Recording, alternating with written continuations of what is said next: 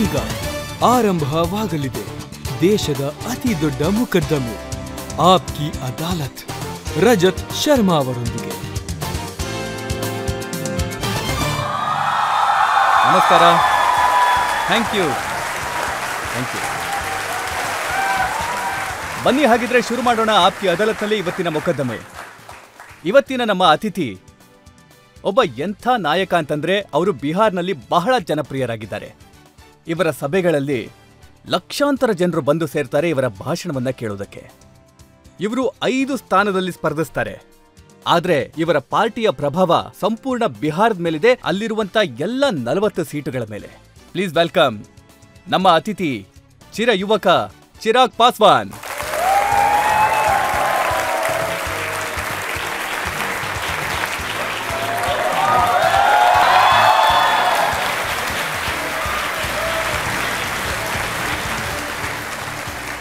ಮತ್ತೆ ನಾನೀಗ ನಮ್ಮ ಇವತ್ತಿನ ಜಡ್ಜ್ ಅನ್ನ ಸ್ವಾಗತಿಸ್ತಾ ಇದ್ದೇನೆ.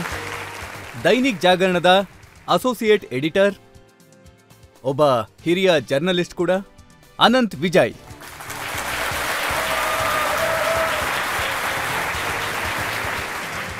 ಅದಾಲತ್ನ ಕಾರ್ಯಾಚರಣೆ ಶುರುವಾಗಲಿ. ಬನ್ನಿ, ಹಾಗಿದ್ರೆ ಶುರು ಮಾಡೋಣ ಇವತ್ತಿನ ಮೊಕದ್ದಮೆಯನ್ನ. ಆಪ್ಕಿ ಅದಾಲತ್ನಲ್ಲಿ ಮೊದಲ ಆರೋಪ ಮೋದಿಯ ಹನುಮಂತ ಚಿರಾಗ್ ಪಾಸ್ವಾನ್ ಅವರ ಮೇಲೆ.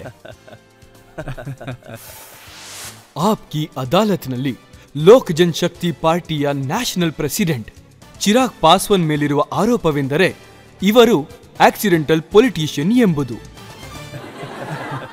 ಚಿರಾಗ್ ಅವರ ತಂದೆ ರಾಮ್ ವಿಲಾಸ್ ಪಾಸ್ವಾನ್ ಅವರು ನಮ್ಮ ದೇಶದ ಮಹಾನ್ ನಾಯಕರಲ್ಲಿ ಒಬ್ರು. ಅವರು ಬಹಳ ಪ್ರಭಾವಶಾಲಿಗಳಾಗಿದ್ರು, ಸರ್ಕಾರದಲ್ಲಿ ಸಚಿವರಾಗಿದ್ರು, ಮತ್ತೆ ಗಿನ್ನಿಸ್ ಬುಕ್ ಆಫ್ ರೆಕಾರ್ಡ್ಸ್ ನಲ್ಲಿ ಅವರ ಹೆಸರಿದೆ. ಸಾಕಷ್ಟು ಒಳ್ಳೆ ಮಾರ್ಜಿನಲ್ಲಿ ಗೆದ್ದಿದ್ದಾರೆ ಅನ್ನೋ ಕಾರಣಕ್ಕೆ. ಮನೆಯಲ್ಲಿ ಇಷ್ಟೆಲ್ಲ ಸಪೋರ್ಟ್ ಇದ್ದು ಕೂಡ ಪ್ರಾರಂಭದ ದಿನಗಳಲ್ಲಿ ನಿಮಗೆ ರಾಜಕೀಯದಲ್ಲಿ ಆಸಕ್ತಿ ಇರಲಿಲ್ಲ. ಸೊ ನಾವ್ ಐ ಡೋಂಟ್ ನೋ ನಾನು ಇದನ್ನ ಹೇಗೆ ಹೇಳಿ ಅನ್ನೋದು. ಅಲ್ಲ, ಈಗಿನ ಶುರುವಾಗಿದೆ ಚಿರಾಗ್. ಈ ನಮ್ಮಂತ ನೆಪೋ ಕಿಡ್ಸ್ ಮೇಲೆ ಈ 2 ತರದ ಕತ್ತಿ ತೂಗ್ತಿರುತ್ತೆ. ನಾನ್ ಎಂತ ಫ್ಯಾಮಿಲಿಯಿಂದ ಬರ್ತೀನಿ ಅಂದ್ರೆ ಅಪ್ಪ ಹೇಳ್ಕೊಟ್ಟ ದಾರಿಲಿ ನಡೆಯೋದು ತುಂಬಾ ಮುಖ್ಯ ಆಗುತ್ತೆ. ಆದ್ರೆ ಈಗ ನನಗನ್ಸೋಕ್ ಶುರುವಾಗಿದೆ, ಈಗ ಅಪ್ಪ ತೋರ್ಸ್ಕೊಟ್ಟಂತ ದಾರಿಲಿ ನಡೆಯೋದಕ್ಕಿಂತ ತುಂಬಾ ದೊಡ್ಡ ಗುಣ ಇನ್ಯಾವುದೂ ಇಲ್ಲ ಅನ್ನೋದು. ಆಗ್ಲೂ ನಾನು ಪ್ರಯತ್ನ ಪಟ್ಟಿದ್ದೆ ಒಂದು ಆಲ್ಟರ್ನೇಟ್ ಕರಿಯರ್ ಚೂಸ್ ಮಾಡ್ಬೇಕು ಅಂತ. ಮುಂಬೈನಲ್ಲಿ ನೀವು ಒಂದು ಟ್ರೇಲರ್ ತೋರ್ಸಿದ್ಮೇಲೆ ನನ್ಗನ್ನಿಸ್ತು ಇದರಿಂದ ಇನ್ನೇನು ಆಗೋದಿಲ್ಲ ಅಂತ. ಅಲ್ಲ, ನಿಮ್ಗೆ ಕಂಗನಾ ರಣವತ್ ಇಷ್ಟ ಆಗ್ಲಿಲ್ವಾ? ಸಿನಿಮಾ ವೃತ್ತಿ ಇಷ್ಟ ಆಗ್ಲಿಲ್ಲ?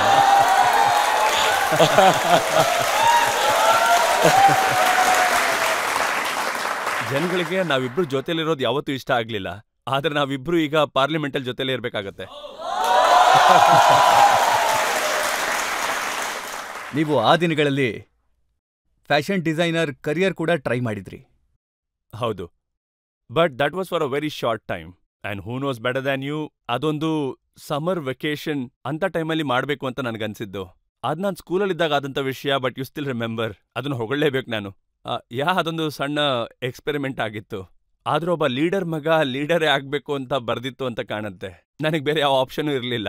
ಅಂದ್ರೆ ಬೇರೆ ಎಲ್ಲ ಜಾಗದಲ್ಲಿ ಫ್ಲಾಪ್ ಆಗ್ಬಿಟ್ರೆ ಇಲ್ಲಿ ಅದಕ್ಕೆ ಅಂತಾನೆ ಅನ್ಕೊಳ್ತಾರೆ. ಲಾಲೂ ಪ್ರಸಾದ್ ಯಾದವ್ ಅವರು ಹೇಳ್ತಾ ಇದ್ರು, ನಿಮ್ ತಂದೆ ರಾಮ್ ವಿಲಾಸ್ ಪಾಸ್ವಾನ್ ಅವರು ಹವಾಮಾನ ತಜ್ಞರಾಗಿದ್ರು ಅಂತ. ಅವ್ರಿಗೆ ಮುಂಚಿತವಾಗೇ ಗೊತ್ತಾಗ್ತಾ ಇತ್ತು ಯಾವ ಪಕ್ಷ ಗೆಲ್ಲುತ್ತೆ ಅಂತ. 2014ರಲ್ಲಿ ನೀವು ಹವಾಮಾನ ತಜ್ಞರಾಗಿದ್ರಿ, ಮತ್ತೆ ನೀವು ನಿಮ್ ತಂದೆಗೆ ಹೇಳಿದ್ರಿ ಮೋದಿ ಅವ್ರ ಕಡೆಗೆ ಬಂದ್ಬಿಡಿ ಅಂತ. ಕರೆಕ್ಟ್. ನಾನು ಅವ್ರ ಮಗ, ಅವ್ರನ್ನ ನೋಡ್ತಾ ಬೆಳೆದಿದ್ದೀನಿ. ಅವ್ರ ಸಂಸ್ಕಾರನೇ ಇರುತ್ತೆ ಅಲ್ವಾ. ನಾನಿರೋದು ಅವ್ರ ಹಾಗೇನೆ, ಮತ್ತೆ ಅವರ ಗುಣ ಖಂಡಿತವಾಗ್ಲೂ ನನ್ನಲ್ಲಿದೆ. ಯಾಕಂದ್ರೆ ನಾನು ಕೂಡ ಅವ್ರ ಹಾಗೇನೆ ಬದುಕಬೇಕು ಅಂತ ಅನ್ಕೊಂಡಿದ್ದೀನಿ. ಆದ್ರೆ ಸರ್ಕಾರ ಕನ್ಸಿಡರ್ ಮಾಡೋ ವಿಷಯ ಇದಲ್ಲ. ಜನ ಎಲ್ಲಿ ಹೋಗ್ತಿದ್ದಾರೆ, ಯಾವ ದಿಕ್ಕಲ್ಲಿ ಹೋಗ್ತಿದ್ದಾರೆ. ಆದ್ರೆ ನಾವು ಇವತ್ತರೆಗೂ ಪೋಸ್ಟ್ಪೋಲ್ ಅಲಯನ್ಸ್ ಅಂತ ಮಾಡಿಲ್ಲ ಇಲ್ಲಿವರೆಗೂ. ನಾನಿದನ್ನ ಒಂದು ಶುಭ ಸಂಕೇತ ಅಂತಾನೆ ಅನ್ಕೋತೀನಿ. ಯಾಕಂದ್ರೆ ನಮ್ಮ ಪಾರ್ಟಿ ಅಥವಾ ಅಪ್ಪ ಯಾರ ಜೊತೆ ಹೋಗಿದ್ದಾರೆ ಆ ಸರ್ಕಾರನೇ ಗೆದ್ದಿದೆ. ನೋಡಿ, 2014ರಲ್ಲಿ ಆ ಸಮಯದಲ್ಲಿ ನೀವು ಯುಪಿನಲ್ಲಿದ್ರಿ, ಕಾಂಗ್ರೆಸ್ನಲ್ಲಿದ್ರಿ. ಸೋನಿಯಾ ಗಾಂಧಿ ನಿಮ್ಮ ನೆರೆಯವರಾಗಿದ್ರು, ಪಕ್ಕದಲ್ಲಿದ್ರು. ಕೆಲವೊಂದ್ಸಲ ನಡ್ಕೊಂಡೇ ಮನೆಗೆ ಭೇಟಿ ಮಾಡೋದಿಕ್ ಬರ್ತಿದ್ರು. ಆದ್ರೆ ನೀವಂತೂ ಅವರನ್ನ ಯಾವತ್ತೂ ಕೂಡ ಭೇಟಿ ಮಾಡ್ಲಿಲ್ಲ. ಅರೆ, ಭೇಟಿ ಮಾಡೋದ್ರ ಬಗ್ಗೆ I think that was a need of the hour. ನನ್ನ ಪ್ರಧಾನಮಂತ್ರಿಯಿಂದ ತುಂಬಾನೇ ಪ್ರಭಾವಿತ ಆಗಿದ್ದೀನಿ. ಅದನ್ನ ನಾನು ಓಪನ್ ಆಗಿ ಹೇಳ್ತೀನಿ. ಅದನ್ನ ನಾನು ಒಪ್ಕೊಂಡಿದ್ದೀನಿ ಕೂಡ. ಅವತ್ತು ಅವ್ರ ವಿಷನ್ ಹೇಗಿತ್ತು ಅಂದ್ರೆ, ನಾನ್ ಚೆನ್ನಾಗಿ ಓದ್ಕೊಂಡಿರುವಂತ ಹುಡುಗಾನೆ, ಆದ್ರೆ ಜಾತಿಯಿಂದ ಸರ್ಕಾರ ನಡೆಯುತ್ತೆ ಅಂತ ನಾನು ಒಪ್ಪೋದಿಲ್ಲ. And the state that I come from is Bihar. ತುಂಬಾ ಜಾತಿಗಳಿರುವಂತ ಸಂಪ್ರದಾಯನ ಅನುಸರಿಸ್ಕೊಂಡು ಬಂದಿರುವಂತ ಒಂದು ಜಾಗ ಅದು. ದೇಶದಲ್ಲಿ ಅಂತ ಒಬ್ಬ ಪ್ರಧಾನಮಂತ್ರಿ ಬಂದ್ರು, ಅವ್ರು ಹೆಚ್ಚು ಕಡಿಮೆ 125 ಕೋಟಿ ಜನಸಂಖ್ಯೆ ಬಗ್ಗೆ ಮಾತಾಡ್ತಾ ಇದ್ರು. ನಾನು 2014 ಬಗ್ಗೆ ಹೇಳ್ತಾ ಇದ್ದೀನಿ. ಆ ಟೈಮಲ್ಲಿ ಈ ಮಾತು ನನಗೆ ಅವ್ರ ಕಡೆ ಆಕರ್ಷಿತನಾಗಿ ಮಾಡಿತ್ತು. ಈ ಮಾತಂತೂ ಸತ್ಯ. ಅಪ್ಪ ಆಗ ಸಿದ್ಧ ಇರಲಿಲ್ಲ, ಈ ವಾಸ್ ನಾಟ್ ರೆಡಿ ಅವರು ಅಲಯನ್ಸ್ನ ಚೇಂಜ್ ಮಾಡೋದಕ್ಕೆ. ಬಟ್ ಇವೆಂಚುಲಿ ಅವರು ಕೂಡ ಅದಕ್ಕೆ ಒಪ್ಕೊಂಡ್ರು. ನೀವು ಮೋದಿ ಅವರ ಹನುಮಂತ ಆಗ್ಬಿಟ್ರಿ. ಇವೆಂಚುಲಿ ಇದು ಒಂದು ಭಾಗ ಅಂತಾನೆ ಹೇಳ್ಬೋದು. ಸರಿ, ನಾನು ಅದೇನು ಅಂತ ಹೇಳ್ತೀನಿ. ನಾನ್ ಪ್ರಧಾನಮಂತ್ರಿಗೆ ಹೇಗೆ ಹನುಮಂತ ಆದೆ ಮತ್ ಯಾಕಾದೆ ಅಂತ. ನಾನು 2020ನೇ ಇಸ್ವಿ ಬಗ್ಗೆ ಮಾತಾಡ್ತಿದ್ದೀನಿ. ನಾವು ಇಂಡಿಪೆಂಡೆಂಟ್ ಆಗಿ ಎಲೆಕ್ಷನ್ ನ ಫೇಸ್ ಮಾಡಿದ್ವಿ. ನಾನು ಇಂಡಿಪೆಂಡೆಂಟ್ ಆಗಿ ಫೇಸ್ ಮಾಡ್ತಿದ್ದೆ. ಸ್ವಲ್ಪ ಇಂಡಿಯನ್ ಅಲಯನ್ಸ್ ಇಂದ ಮನ್ಸೊಂಥರ ಬೇಜಾರಾಗಿತ್ತು. So I opted out of alliance. ನಾನ್ ಆ ಟೈಮಲ್ಲಿ ಇಂಡಿವಿಜುವಲ್ ಆಗಿ ಎಲೆಕ್ಷನ್ ನ ಫೇಸ್ ಮಾಡ್ತಾ ಇದ್ದೆ. ಆಗ ನನ್ ಮೇಲೆ ಕಂಡೀಷನ್ಸ್ ಕೂಡ ಇತ್ತು, ನಾನ್ ಪ್ರಧಾನಮಂತ್ರಿನ ಮುಂದೆ ಇಟ್ಕೊಂಡು ಚುನಾವಣೆ ಮಾಡಬಾರ್ದು ಅಂತ. So I just said it one day on records that ಅವ್ರು ನನ್ ಒಳಗಡೆ ಇದ್ದಾರೆ, ನಾನು ಅವ್ರ ಫೋಟೋನ ಯಾವ ಹೋರ್ಡಿಂಗ್ ನಲ್ಲೂ ಹಾಕೋ ಅಗತ್ಯ ಇಲ್ಲ ಅಂತ. ಅವ್ರು ನನ್ನ ಹೃದಯದಲ್ಲಿರೋದ್ರಿಂದ ನಾನು ಅವ್ರ ಹನುಮಂತ ಆಗ್ಬಿಟ್ಟೆ. ಆದ್ರೆ ನೋಡಿ, ವಿರೋಧಾಭಾಸ ಅಂತೂ ಇದೆ. ರಾಮ್ ವಿಲಾಸ್ ಪಾಸ್ವಾನ್ ಅವರು ಮಂಡಲ್ ಕಮಿಟಿನ ತಗೊಂಡು ಬಂದಿದ್ರು. ಹೌದು, ಅವರಂತೂ ಯಾವಾಗ್ಲೂ ಪರಿಶಿಷ್ಟ ಜಾತಿಗಳ, ಸಾಮಾನ್ಯ ಜನರ ಹಿತಕ್ಕಾಗಿ, ದೀನದಲಿತರ ಹಿತಕ್ಕಾಗಿ ನಿಂತ್ಕೊಂಡಿದ್ರು. ಆದ್ರೆ ಇತ್ತೀಚೆಗೆ ಲಾಲೂಜಿ ಅವರು ಹೇಳ್ತಾರೆ, ಮೋದಿ ಏನಾದ್ರೂ 3ನೇ ಸಲ ಪ್ರಧಾನಮಂತ್ರಿ ಆದ್ರೆ ಸಂವಿಧಾನವನ್ನ ಕ್ಯಾನ್ಸಲ್ ಮಾಡ್ಬಿಡ್ತಾರೆ, ಮೀಸಲಾತಿಯನ್ನ ಕ್ಯಾನ್ಸಲ್ ಮಾಡ್ಬಿಡ್ತಾರೆ ಅಂತಾರೆ. ಅದನ್ನ ಯಾಕೆ ಮಾಡ್ತಾರೆ? ಯಾರಾದ್ರೂ ನನಗೆ ಹೇಳಿ, ಯಾಕೆ ಮಾಡ್ತಾರೆ? ಇದನ್ನ ಲಾಲು ಅವರು ಹೇಳಿದ್ದು. ಅಂದ್ರೆ ಕಾರಣ ಆದ್ರೂ ಹೇಳಿ, ಅದ್ರ ಅಗತ್ಯ ಆದ್ರೂ ಏನಿದೆ? ಯಾವ ರೀತಿಲಿ ಅವರು ಸಂವಿಧಾನನ ಕ್ಲೋಸ್ ಮಾಡ್ತಾರೆ, ಬದಲಾಯಿಸ್ತಾರೆ? ಯಾವ ಪ್ರಧಾನಮಂತ್ರಿ ಈ ಸಂವಿಧಾನದ ಸಹಾಯದಿಂದನೇ ಎಷ್ಟೋ ವರ್ಷಗಳ ಕಾಲ ಮುಖ್ಯಮಂತ್ರಿ ಆಗಿದ್ರು? ಅವರು 2 ಸಾರಿ ಪ್ರಧಾನಮಂತ್ರಿ ಆಗಿದ್ದಾರೆ, ಮತ್ತೆ 3ನೇ ಸಾರಿ ಪ್ರಧಾನಮಂತ್ರಿ ಆಗಕ್ ಹೊರಟಿದ್ದಾರೆ.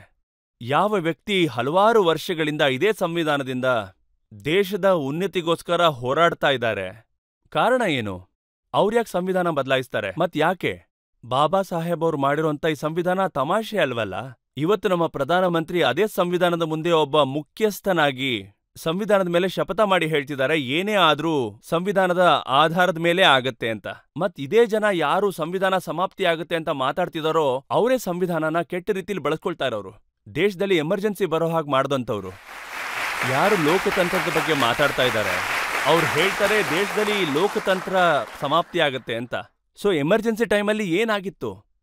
ನಾವು ಅದಾನಿ ಲಾಲು ಅವರ ಮಕ್ಕಳ ಬಗ್ಗೆ ಮಾತಾಡೋದು ಅಂತ ಆದ್ರೆ, ಆ ಎಮರ್ಜೆನ್ಸಿ ಟೈಮಲ್ಲಿ ಎಷ್ಟೋ ಮಾರ್ಗೇಜ್ ಮಾಡೋಂಥ ಪರಿಸ್ಥಿತಿ ಬಂದಿದ್ದು ಯಾರಿಂದ ಅಂತ ಹೇಳಕ್ಕಾಗತ್ತೆ. ಹೀಗಿದ್ಮೇಲೆ ಇದನ್ನ ನಾವು ಭ್ರಮೆ ಅಂತಾನೆ ಹೇಳ್ಬೇಕು. 2015 ಎಲೆಕ್ಷನ್ ಬಗ್ಗೆ ಮಾತಾಡೋದಾದ್ರೆ, ವಿಧಾನಸಭೆ ಚುನಾವಣೆ ನಡೀತಾ ಇತ್ತು.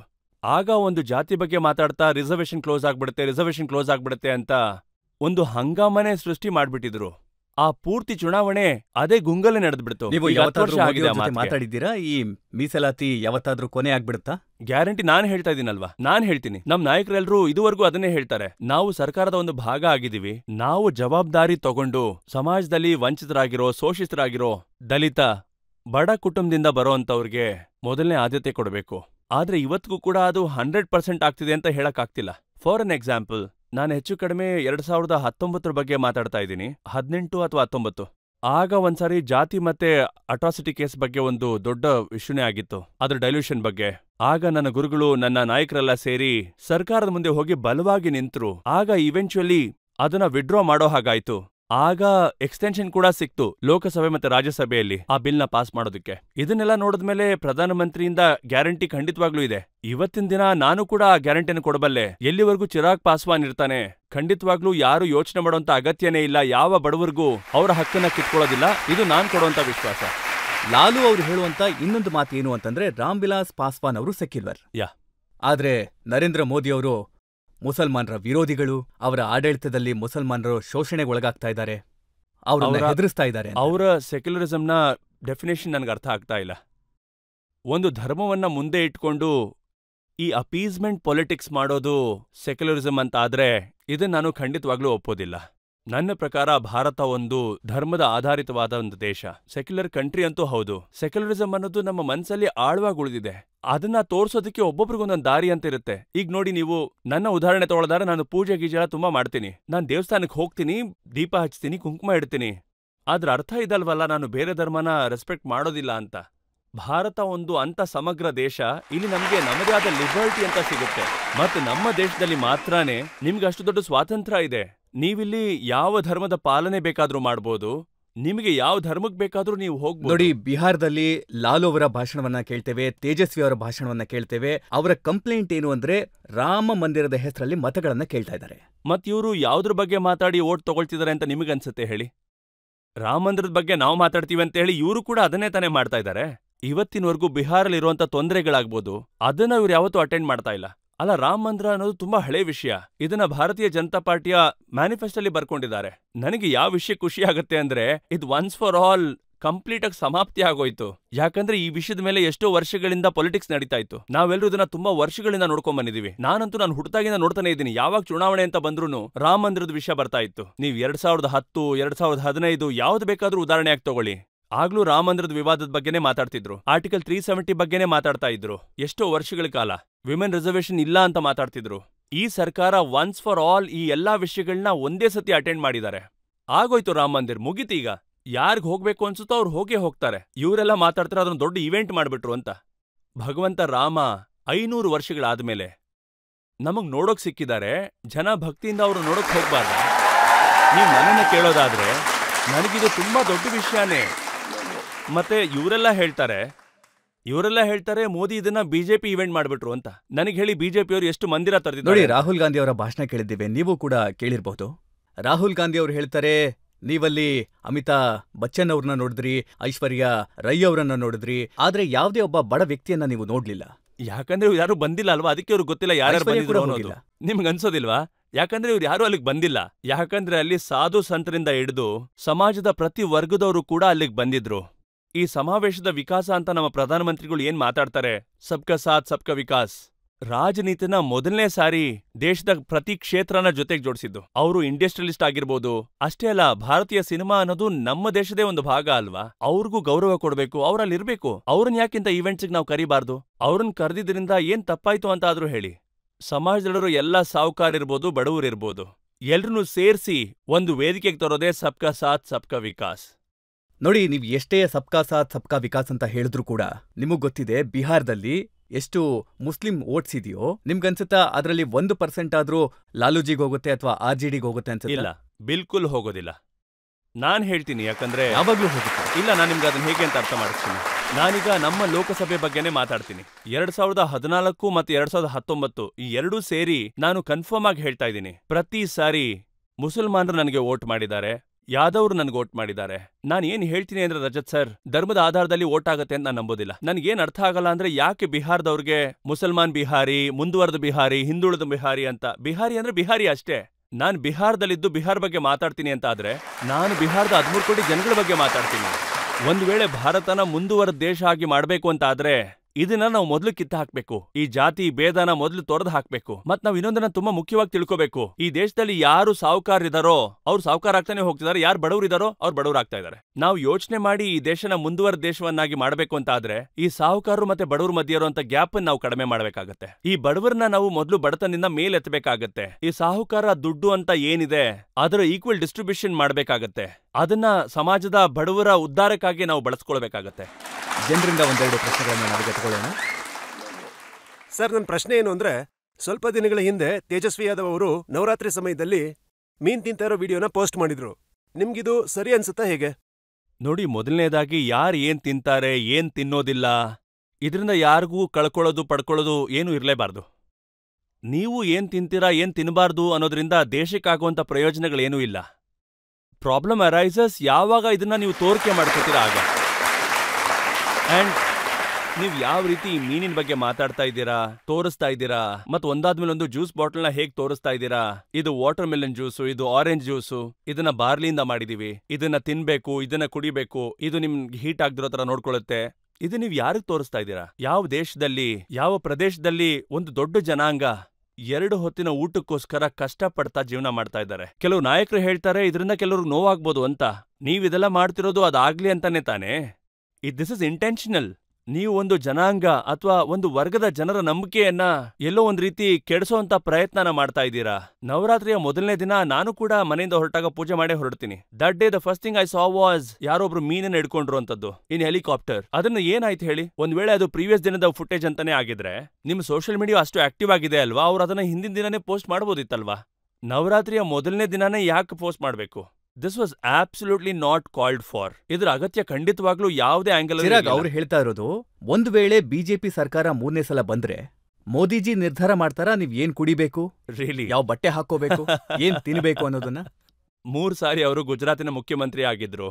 ಗುಜರಾತಲ್ಲಿ ಅವ್ರು ಈ ತರ ಏನೂ ಮಾಡ್ಲಿಲ್ಲ. ಆ ರಾಜ್ಯದಲ್ಲೇ ಅವ್ರೇನು ಆ ತರ ಮಾಡ್ಲಿಲ್ಲ. ಇದೇನ್ ಗೊತ್ತಾ ರಜತ್ ಸರ್, ನಿಮ್ಮ ಹತ್ರ ಹೇಳೋದಕ್ಕೆ ಮೈನಸ್ ಪಾಯಿಂಟ್ಸ್ ಇಲ್ಲ ಅಂದ್ರೆ ನೀವ್ ಏನು ಅಂತ ಹೇಳೋದಕ್ಕಾಗತ್ತೆ. ಇಲ್ಲಿ ನೋಡಿ, ಈಗ ನೀವು ಒಂದು ಫಿಂಗರ್ನ ಒಬ್ಬರ ಮೇಲೆ ಪಾಯಿಂಟ್ ಮಾಡಿದ್ರೆ ಇನ್ನು 4 ಬೆರಳುಗಳು ನಿಮ್ಮನ್ನ ತೋರ್ಸೋದಕ್ಕೆ ಆಲ್ರೆಡಿ ಶುರು ಮಾಡ್ಬಿಡುತ್ತೆ. ನಿಮ್ಮ ಹತ್ರ ಆಲ್ರೆಡಿ ಒಂದು ದೊಡ್ಡ ಸಮಯ ಇದೆ. ನೀವ್ ಯಾವ ಪರಿವಾರದಿಂದ ಬರ್ತಾ ಇದ್ದೀರಾ? ನಿಮ್ಮ ಪಾರ್ಟಿ, ನಿಮ್ಮ ಪರಿವಾರದ ಸದಸ್ಯ ತುಂಬಾ ವರ್ಷಗಳಿಂದ ಬಿಹಾರದಲ್ಲಿ ಒಂದು ಸರ್ವೋಚ್ಚ ಸ್ಥಾನದಲ್ಲಿದ್ದಂಥವ್ರು. ನೀವು ಬೇಕು ಅಂತ ಅನ್ಕೊಂಡಿದ್ರೆ ನೀವು ಬದಲಾವಣೆಗಳನ್ನ ಆಗ್ಲೇ ಮಾಡಬಹುದಿತ್ತು. I regret to say this. ಆ 90ನೇ ದಶಕ ಅಲ್ಲೇ ಉಳಿದ್ಬಿಡ್ತು. ಆ 90ರ ದಶಕದ ಬಗ್ಗೆ ಮಾತಾಡೋದಾದ್ರೆ ಬಿಹಾರಿನ ತುಂಬಾ ಜನ ಹೊರಗೆ ಹೋಗ್ಬಿಟ್ರು. ಇವತ್ತಿಗೂ ನನ್ನ ಯುವಕರು ಅಂತ ಹೇಳೋದಾದ್ರೆ 90ನೇ ಇಸ್ವಿಲಿ ಯಾರೆಲ್ಲ ಹೊರಗೋದ್ರೋ ಅವರೆಲ್ಲ ಬೇರೆ ರಾಜ್ಯಗಳಲ್ಲಿ ಕೆಲಸ ಮಾಡ್ತಾ, ಬಿಸ್ನೆಸ್ ಮಾಡ್ಕೊಂಡು, ಮನೆ ತಗೊಂಡು, ಮದ್ವೆ ಮಾಡ್ಕೊಂಡು, ಮಕ್ಳು ಮಾಡ್ಕೊಂಡು ಆ ರಾಜ್ಯದಲ್ಲೇ ಉಳ್ಕೊಂಡ್ಬಿಟ್ರು ಅನ್ಕೊಳ್ಳಿ. ಈಗ ಕೊರೋನಾ ಅಂತ ಮಹಾಮಾರಿ ಬಂದಾಗ ಅವ್ರು ವಾಪಸ್ ಬರ್ತಾ ಇದ್ರೆ ಅವ್ರನ್ನ ಪ್ರವಾಸಿಗರು ಅಂತ ಕರೆದ್ರು. ಅವ್ರ ಪ್ರವಾಸಿಗಳ ನೀವೇ ಹೇಳಿ ನೋಡೋಣ. ಈ ತರ ಪರಿಸ್ಥಿತಿ ಬರೋ ಹಾಗೆ ಮಾಡಿದ್ ಯಾರು? ಅವರೇ ಅಲ್ವಾ?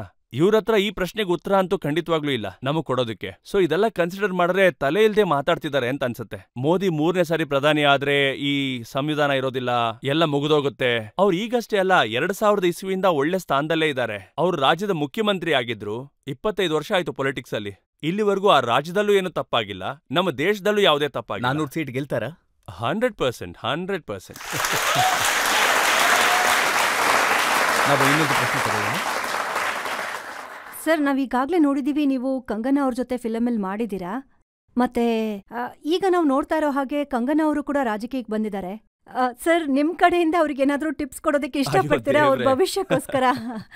ನನಗೆ ಕಂಗನಾ ಪರ್ಸನಲ್ ಆಗಿ ಕೂಡ ಗೊತ್ತು. ಖಂಡಿತವಾಗ್ಲೂ ಅವ್ರಿಗೆ ಯಾವುದೇ ಟಿಪ್ಸ್ನ ಅಗತ್ಯ ಇಲ್ಲ. ಮತ್ತೆ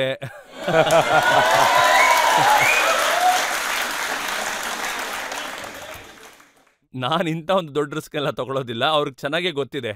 ಅವ್ರಿಗೆ ಒಳ್ಳೇದು ಕೆಟ್ಟದ್ದು ರಾಜನೀತಿ ಬಗ್ಗೆ ತುಂಬಾನೇ ಚೆನ್ನಾಗಿ ಗೊತ್ತಿದೆ ಅವ್ರಿಗೆ. ಈಗೊಂದು ಬ್ರೇಕ್ ತಗೊಳ್ಳೋಣ. ಬ್ರೇಕ್ನ ನಂತರ ಆಪ್ಕಿ ಅದಾಲತ್ನಲ್ಲಿ ಚಿರಾಗ್ ಪಾಸ್ವಾನ್ ಅವರ ಮೇಲೆ ಆರೋಪ ಮತ್ತೆ ಪ್ರಶ್ನೆಗಳ ಮತ್ತೊಂದು ಸುತ್ತು. ಈ ಚುನಾವಣೆ ಅಂತ ಬಂದಾಗ ನಾನು ದೊಡ್ಡವ್ರ ಮುಂದೆನೇ ನಿಂತಿದ್ದೀನಿ. ಬಟ್ ಇವತ್ತು ತೇಜಸ್ವಿ ಮುಂದೆ ನಿಲ್ಬೇಕಾದಾಗ, ಇವತ್ತು ತೇಜಸ್ವಿ ಮುಂದೆ ನಮ್ಮ ಪರಿವಾರದ ಬಗ್ಗೆ ಕೆಟ್ಟದಾಗ ಮಾತಾಡ್ತಾ ಇದ್ದಾರೆ. ಅವ್ರು ಯಾವ ರೀತಿ ಈಗ ಸೈಲೆಂಟ್ ಆಗಿದ್ದಾರೆ, ಇದು ನನಗೆ ಸ್ವಲ್ಪ ಹಿಂಸೆ ಮಾಡ್ತಾ ಇದೆ. Welcome back. ಆಪ್ಕಿ ಅದಾಲತ್ನಲ್ಲಿ ಇವತ್ತಿನ ನಮ್ಮ ಅತಿಥಿ ಯುವ ನಾಯಕ ಚಿರಾಗ್ ಪಾಸ್ವಾನ್. ಆಪ್ಕಿ ಅದಾಲತ್ನಲ್ಲಿ ಮುಂದಿನ ಆರೋಪ. ಆಪ್ಕಿ ಅದಾಲತ್ನಲ್ಲಿ ಲೋಕ್ ಜನಶಕ್ತಿ ಪಾರ್ಟಿಯ ನ್ಯಾಷನಲ್ ಪ್ರೆಸಿಡೆಂಟ್ ಚಿರಾಗ್ ಪಾಸ್ವಾನ್ ಅವರ ಮೇಲಿರುವ ಆರೋಪವೆಂದರೆ ಇವರಿಗೆ ಡಬಲ್ ಸ್ಟ್ಯಾಂಡರ್ಡ್ ಇದೆ ಎಂಬುದು. ಚಿರಾಗ್, ಲಾಲೂಜಿಯವರು ಇತ್ತೀಚೆಗೆ ಪ್ರತಿದಿನ ನೆನಪಿಸ್ತಾರೆ ಈ ಬಿಜೆಪಿಯವರು ಪರಿವಾರದ ಬಗ್ಗೆ ಮಾತಾಡ್ತಾರೆ ಅಂತ. ಆದ್ರೆ ಚಿರಾಗ್ ಅವರ ಕುಟುಂಬವನ್ನ ಅವರು ಮರ್ತು ಬಿಡ್ತಾರೆ. ತಂದೆ ಕೂಡ ರಾಜಕೀಯದಲ್ಲಿದ್ದವರು, ಚಿಕ್ಕಪ್ಪ ಕೂಡ ರಾಜಕೀಯದಲ್ಲಿದ್ದಾರೆ, ಸಹೋದರ ಕೂಡ ರಾಜಕೀಯದಲ್ಲಿದ್ದಾರೆ, ಸಹೋದರಿ ಕೂಡ ರಾಜಕೀಯದಲ್ಲಿದ್ದಾರೆ. ಈಗ ತಾತ ಚಿಕ್ಕಪ್ಪ ಎಲ್ಲ ಹೊರಟೋದ್ರು. ಈಗ ನಮ್ಮ ಪರಿವಾರ ಸ್ವಲ್ಪ ಚಿಕ್ಕದಾಗಿದೆ. ಈಗ ನಮ್ಮ ಬ್ರದರ್ ಇನ್ ಲಾ ಇದ್ದಾರೆ, ಅವರೀಗ ಚುನಾವಣೆಗೆ ನಿಲ್ತಾ ಇದ್ದಾರೆ. ಒಳ್ಳೆ ರೀತಿ ಅವ್ರು ಗೆಲ್ತಾರೆ ಅಂತಾನೂ ಅನ್ಸುತ್ತೆ. 2014ರಲ್ಲಿ ಇದು ಪರಿವಾರದ ರಾಜಕಾರಣ ಅಂತೆಲ್ಲ ತುಂಬಾ ಮಾತಾಗಿತ್ತು. ಆಗ್ಲೇ ನಾನು ಮೊದಲನೇ ಸಾರಿ ಚುನಾವಣೆಗೆ ನಿಂತಿದ್ದು. ಈ ರೀತಿ ಪ್ರಶ್ನೆಗಳು ಹಲವಾರು ಬಂದಿತ್ತು ನನ್ನ ಮುಂದೆ. ಆಗ್ಲೂ ಕೂಡ ಇದು ಕುಟುಂಬ ರಾಜಕಾರಣ, ಮತ್ತು ಅವ್ರ ಮಗ ಅದಕ್ಕೆ ಎಲೆಕ್ಷನ್ ನಿಂತಿದ್ದಾನೆ. ಹೆಚ್ಚು ಕಮ್ಮಿ ನಾನು 85,000 ಓಟಿಂದ ಚುನಾವಣೆ ಗೆದ್ದೆ. 2019ರಲ್ಲಿ ಈ ಓಟಿನ ಮಾರ್ಜಿನ್ ಏನಿದೆ, ಓಟಿನ ಅಂತರ ಏನಿದೆ, 2.5 ಲಕ್ಷಕ್ಕಿಂತ ಜಾಸ್ತಿ. ಅಂದ್ರೆ 2014ರಿಂದ 19ವರೆಗೂ ನಾನು ಕೆಲಸ ಮಾಡಿದೆ. ನಾನು ಜನಗಳ ಮನಸ್ಸನ್ನ ಗೆದ್ದಿದ್ದೀನಿ. ಇದೇ ಕಾರಣದಿಂದ ನಾನಿವತ್ತು 2014ಕ್ಕಿಂತ ಹೆಚ್ಚಾಗಿ ಬೆಳೆದಿದ್ದೀನಿ. ಅದಕ್ಕೆ ಜನರ ಪ್ರೀತಿ ನನಗೆ 2019ರಲ್ಲಿ ಸಿಕ್ತು. 2020ರಲ್ಲಿ ನನ್ನ ಪಾರ್ಟಿ ಹೆಸರು, ನನ್ನ ಪಾರ್ಟಿಯ ಸಿಂಬಲ್ ಎಲ್ಲ ನನ್ನಿಂದ ಕಿತ್ಕೊಂಡ್ರು. ನನ್ನ ಪಾರ್ಟಿಯಿಂದನೇ ತೆಗೆದು ಹೊರಗಾಕಿದ್ರು. ಅದಾದ್ಮೇಲೆ ನಾನು ಸ್ಕ್ರಾಚಿಂದ ಶುರು ಮಾಡಿದೆ. ಆಗ ನಾನು ಹೊಸ ಪಾರ್ಟಿ, ಹೊಸ ಜನಗಳ ಜೊತೆ, ಹೊಸ ಜನಗಳನ್ನ ನನ್ನ ಜೊತೆ ಸೇರಿಸ್ಕೊಂಡು ಶ್ರಮಪಟ್ಟೆ, ಜನಗಳ ಜೊತೆನೇ ಇದ್ದೆ, ಅವ್ರಿಗೆ ಬೇಕಾದನ್ನು ಮಾಡಿದೆ, ಜನಗಳ ವಿಶ್ವಾಸನ ಗೆದ್ದೆ. ಇವತ್ತಿನ ದಿನ ಮೈತ್ರಿ ಆದ ಕೂಡ್ಲೆ ಯಾರು ನಿಮ್ಗೆ ಸೀಟ್ ಕೊಡೋದಿಲ್ಲ. ಇವತ್ತು ಒಂದ್ ವೇಳೆ 5 ಸೀಟು ಮೈತ್ರಿಯಿಂದ ಬಂತು ಅಂದ್ರೆ, ಲೋಕ್ ಜನ್ ಪಾರ್ಟಿಗೆ ಬಿಹಾರಲ್ಲೇ ಒಂದು 40 ಸೀಟ್ ಸಿಕ್ಕಿದೆ. ಅದ್ರಲ್ಲಿ 5 ಸೀಟ್ ನಮಗ್ ಕೊಡ್ತಾ ಇದ್ದಾರೆ. ಹೇಗೆ ನೋಡಿದ್ರು ನಿಮ್ಮ ಶ್ರಮ ಇದ್ರ ಹಿಂದಿನ ಮುಖ್ಯ ಕಾರಣ ಆಗುತ್ತೆ. ಈ ಮಾತನ್ನ ಕೇಳಿ ನಿಮ್ಗೆ ಬೇಜಾರಾಗಲ್ವಾ? ನಿಮ್ಗೆ 5 ಸೀಟ್ ಸಿಕ್ಕಿದ್ರು ನೀವು ಸ್ಪರ್ಧೆ ಮಾಡ್ತಿದ್ದೀರಾ? ಪಾಸ್ವಾನ್ ಅವರ ಕುಟುಂಬ ಅಲ್ಲ, ಲಾಲೂಜಿ ಅವರ ಕುಟುಂಬ ಮಾತ್ರ ಕುಟುಂಬ. ಲಾಲೂಜಿ ಅವರ ಮಗ ಚುನಾವಣೆಗೆ ಸ್ಪರ್ಧಿಸಿದ್ರೆ, ರೋಹಿಣಿ ಚುನಾವಣೆ ಸ್ಪರ್ಧಿಸಿದ್ರೆ, ಮೀಸಾ ಸ್ಪರ್ಧಿಸಿದ್ರೆ, ಆಗ ಅದು ಕುಟುಂಬವಾದ. ಖಂಡಿತವಾಗ್ಲೂ ಇಲ್ಲ. ನೀವ್ ನಿಂತ್ಕೊಳ್ಳಿ. ಆದ್ರೆ ಮೀಸಾ ಅಕ್ಕ 2 ಸತಿ ಸೋತಿದ್ದಾರೆ. ಬಟ್ 3ನೇ ಸತಿನೂ ಕೂಡ ನೀವು ಅದನ್ನೇ ಹೇಳಿದ್ರೆ ಅದು ತಪ್ಪಾಗುತ್ತೆ. ಮತ್ತವ್ರು ಚುನಾವಣೆಯಲ್ಲಿ ಯಾರ ಮುಂದೆ ಸೋತರು ಅಂತ ಹೇಳಿ? ರಾಮ್ ಕೃಪಾಲ್ಜಿ ಮುಂದೆ. ರಾಮ್ ಕೃಪಾಲ್ಜಿ ಯಾರು? ಒಬ್ಬ ಕಾರ್ಯಕರ್ತ. ಎಲ್ಲಿವರೆಗೂ ರಾಜಕಾರಣ ಇರುತ್ತೋ ಅವ್ರು ಕಾರ್ಯಕರ್ತರಾಗಿರ್ತಾರೋ. ಅವರು ಭಾಜಪಾಲೂ ಇದ್ರು, ಹಾಗಾಗಿ ಕಾರ್ಯಕರ್ತ ಆದ್ರೂ ಗೆದ್ರು. ನಾನು ಇದನ್ನೇ ಹೇಳಕ್ ಟ್ರೈ ಮಾಡ್ತಾ ಇದ್ದೀನಿ. ಒಂದ್ ಹೆವಿ ವೆಯ್ಟ್ ಹೆಸರು ನಿಮ್ ಪಕ್ಕ ಇದ್ರೂ ಕೂಡ ಅದು ನಿಮ್ ಗೆಲುವಿನ ಸೂತ್ರ ಆಗೋದಕ್ಕೆ ಸಾಧ್ಯನೇ ಇಲ್ಲ. ಇವೆಂಚುಲಿ ನಿಮ್ಮ ಸಾಮರ್ಥ್ಯನೇ ನಿಮ್ಮನ್ನ ಮುಂದೆ ಕರ್ಕೊಂಡು ಹೋಗಕ್ ಸಾಧ್ಯ. ಆದ್ರೆ ನೀವು ಕೊಟ್ಟಂತ ಟಿಕೆಟ್ ಇದೆಯಲ್ಲ, ಅದರಲ್ಲಿ ಒಬ್ರು JDUನ MLC ವೈಫ್ ಇದ್ದಾರೆ, ಒಬ್ರು JDUನ ನಾಯಕರ ಮಗಳಿದ್ದಾರೆ, ಜಮೂಯಿಯಿಂದ ನಿಮ್ಮ ವೀಣಾ ದೇವಿ ಇದ್ದಾರೆ. ಇವರೆಲ್ಲ ಎಷ್ಟು ಜನ ಇದಾರೋ ಇವರೆಲ್ಲರೂ ಯಾರದ್ದೋ ಒಂದು ಪರಿವಾರದ ಅಣ್ಣ, ತಮ್ಮ, ವೈಫ್, ಮಗಳು. ನೀವು ಶಾಂಭವಿ ಬಗ್ಗೆ ಮಾತಾಡ್ತಾ ಇದ್ದೀರಾ. ಅವರೊಬ್ಬ ನಾಯಕನ ಮಗಳು ಅಂತ ಹೇಳ್ತಾ ಇದ್ದೀರಾ. ನಾನು ಒಂದು ಯುವ ಚೈತನ್ಯನ ನೋಡ್ತಾ ಇದ್ದೆ. ಯಾರು ಚೆನ್ನಾಗಿ ಓದಿದ್ದಾರೆ, ಯಾರಿಗೆ ಎಲ್ಲ ತಿಳಿದಿದೆ, ಹೂಸ್ ವೆಲ್ ಎಜುಕೇಟೆಡ್, ಯಾರು ಮಾತಾಡೋದ್ರಲ್ಲಿ ನಿಸ್ಸೀಮ್ರಿದ್ದಾರೆ, ಯಾರಿಗೆ ಸಮಾಜ ಸೇವೆಯಲ್ಲಿ ಅವ್ರದೇ ಆದ ಅಂತ ಒಂದು ಅನುಭವ ಇದೆ. ನಾವೀಗ ವೀಣಾ ಬಗ್ಗೆ ಮಾತಾಡೋದು ಅಂತ ಆದ್ರೆ ಅವ್ರು ಆಲ್ರೆಡಿ ಎಲೆಕ್ಷನ್ ನಿಂತಿದ್ರು, ಗೆದ್ದಿದ್ರು, ಈಗಾಗ್ಲೇ ಅವ್ರ ಹತ್ರ ಒಂದು ಅನುಭವ ಅಂತ ಇದೆ. ರಾಜೇಶ್ ವರ್ಮಾ ಬಗ್ಗೆ ಹೇಳಬೇಕು. ಕಗಾಡಿಯಾಯಿಂದ ಚುನಾವಣೆಗೆ ನಿಂತಿದ್ರು, ಒಬ್ಬ ಯುವ ನಾಯಕ, ತುಂಬಾ ಚೆನ್ನಾಗಿ ಮಾತಾಡ್ತಾರೆ, ಯಾವುದೇ ಪೊಲಿಟಿಕಲ್ ಕನೆಕ್ಷನ್ ಇಲ್ಲ. ಅವರೊಬ್ಬ ಕೃಷಿಯಿಂದ ಬಂದಂತವ್ರು. ಅವರು ಡೆಪ್ಯೂಟಿ ಮೇಯರ್ ಆಗಿದ್ರು. 2020ರಲ್ಲಿ ವಿಧಾನಸಭಾ ಎಲೆಕ್ಷನ್ಗೆ ನಿಂತಿದ್ರು. ಆದ್ರೆ ಆಗ ಅವರು ಭಾಗಲ್ಪುರಿಂದ ಗೆಲ್ಲಕ್ಕಾಗ್ಲಿಲ್ಲ. ನಾನ್ ಈ ಮುಖಗಳನ್ನ ಬಿಹಾರದ ಪರವಾಗಿ ದೇಶದ ಮುಂದೆ ಇಡಬೇಕು ಅಂತ ಅನ್ಕೊಂಡೆ. ಇಲ್ಲಿವರೆಗೂ ಬಿಹಾರ ದೇಶದ ಮುಂದೆ ಹೇಗಿರ್ತಿತ್ತು ಅಂದ್ರೆ, ಬಿಹಾರ ಬರೀ ಅಪರಾಧ, ಭ್ರಷ್ಟಾಚಾರ ಇದನ್ನೆಲ್ಲ ಕನ್ಸಿಡರ್ ಮಾಡ್ತಾ ಇದ್ರು. ನಾಳೆ ನಿಮ್ಗೂ ಕೂಡ ಹೆಮ್ಮೆ ಅನ್ಸುತ್ತೆ ಈ ಮುಖ ಅರುಣ್ ಭಾರತಿ ಆಗ್ಬೋದು, ಶಾಂಭವಿ ಆಗ್ಬೋದು, ಅಥವಾ ರಾಜೇಶ್ ವರ್ಮಾ, ಅವರೆಲ್ಲ ಬೇಡ, ನಾನೇ ನನ್ನ ಒಬ್ಬ ಯುವ ನಾಯಕ ಅಂತ ಹೇಳ್ಕೋಬಹುದು. ಈ ಯುವ ಮುಖಗಳು ಏನಿದೆ, ನಾವೆಲ್ಲ ಓದಿರುವಂತವ್ರು, ನಾವೆಲ್ಲ ಮುಂದೆ ಬಂದು ಬಿಹಾರನ ಬದಲಾಯಿಸ. ಆದ್ರೆ ಚಿರಾಗ್, ಪ್ರಶ್ನೆ ಏನು ಅಂತಂದ್ರೆ, ನೀವು ಬೇರೆ ನಾಯಕರ ಕುಟುಂಬದ ಬಗ್ಗೆ ಮಾತಾಡ್ತೀರಾ. ಅದು ರಾಹುಲ್ ಗಾಂಧಿ ಇರ್ಬೋದು, ತೇಜಸ್ವಿ ಇರ್ಬೋದು, ಅಥವಾ ಲಾಲು ಇರ್ಬೋದು. ಇವರ ಕುಟುಂಬದ ಬಗ್ಗೆ ಮಾತಾಡ್ತೀರಾ. ಆದ್ರೆ ಬಿಹಾರದಲ್ಲಿ ಬಿಜೆಪಿಯ ಎಷ್ಟು ನಾಯಕರಿದಾರೋ, ಸಮ್ರಾಟ್ ಚೌಧರಿ ಅವರು ಕೂಡ ಒಂದು ಕುಟುಂಬದಿಂದ ಬಂದವರು, ಮತ್ತೆ ಸಂಜಯ್ ಜೈಸ್ವಾಲ್ ನಾನು ಅದ್ರ ಬಗ್ಗೆ ಮಾತಾಡೋದಕ್ಕೆ ಆಗಲ್ಲ. ನಾನು ಅವ್ರ ಬಗ್ಗೆ ಏನ್ ಹೇಳಿ, ನಾನ್ ಹೇಗ್ ಬಂದೆ ಅನ್ನೋದನ್ನ ಹೇಳ್ತಾ ಇದ್ದೆ. ಯಾರ ಜೊತೆ ಮೈತ್ರಿ ಮಾಡ್ಕೊಂಡಿದ್ದೀರಾ ಅಂತ ಕೇಳಿದ್ರೆ ಸ್ವಜನ ಪಕ್ಷಪಾತ ಎಲ್ಲಿಂದ ಬಂತು? ಸರ್, ಐ ಟೋಲ್ಡ್ ಯು ನಾ. ಒಂದ್ ವೇಳೆ ನೀವೇನಾದ್ರೂ ನಮ್ಮ ಪ್ರಧಾನಮಂತ್ರಿಯವರು ಮಾತಾಡಿರೋದನ್ನ ಕೇಳಿಸ್ಕೊಂಡ್ರೆ, ಪಾರ್ಲಿಮೆಂಟಿನ ಲಾಸ್ಟ್ ಸೆಷನ್ ನಲ್ಲಿ ಅವ್ರೇನ್ ಲೋಕಸಭೆಯಲ್ಲಿ ಎಲ್ರನ್ನೂ ಅಡ್ರೆಸ್ ಮಾಡಿ ಮಾತಾಡಿದ್ರು, ಅದನ್ನ ನೀವು ಕೇಳಿಸ್ಕೊಂಡ್ರೆ ಅವರು ತುಂಬಾ ಕ್ಲಿಯರ್ ಆಗಿ ಅವರು ಕುಟುಂಬ ಪರಿವಾರ ರಾಜಕಾರಣದ ಬಗ್ಗೆ ತುಂಬಾ ಕ್ಲಿಯರ್ ಆಗಿ ಮಾತಾಡಿದ್ದಾರೆ. ಆಗ ಈ ವಿರೋಧ ಪಕ್ಷದವರು ತುಂಬಾ ಜನ ಬಿಜೆಪಿಯ ನಾಯಕರುಗಳ ಬಗ್ಗೆ ಮಾತಾಡ್ತಾ ಮತ್ತೆ ಅವರ ಪರಿವಾರದ ರಾಜಕಾರಣದ ಬಗ್ಗೆ ಮಾತಾಡ್ತಾ ಇದ್ರು. ಆಗ ಕೂಡ ನಮ್ಮ ಪ್ರಧಾನಮಂತ್ರಿ ತುಂಬಾ ಕ್ಯಾಟಗರಿಕಲ್ ಆಗಿ ಮಾತಾಡಿದ್ರು. ಅವರೆಲ್ಲ ಅವ್ರ ಸಾಮರ್ಥ್ಯದಿಂದ ಮುಂದೆ ಬರ್ತಾ ಇದ್ದಾರೆ. ನಾನೀಗ ಅವ್ರ ಹೆಸರನ್ನ ತಗೊಳಕ್ಕೆ ತುಂಬಾ ಇಷ್ಟಪಡೋದಿಲ್ಲ. ಅಂತ ದೊಡ್ಡ ಪಾರ್ಟಿ ಇದೆ, ಅವ್ರವ್ರ ನಾಯಕರನ್ನ ಲಾಂಚ್ ಮಾಡ್ತಾನೆ ಕೂತಿದ್ದಾರೆ. ಆದ್ರೆ ಲಾಂಚ್ ಆಗೋದಕ್ಕೆ ಆಗ್ತಾನೆ ಇಲ್ಲ.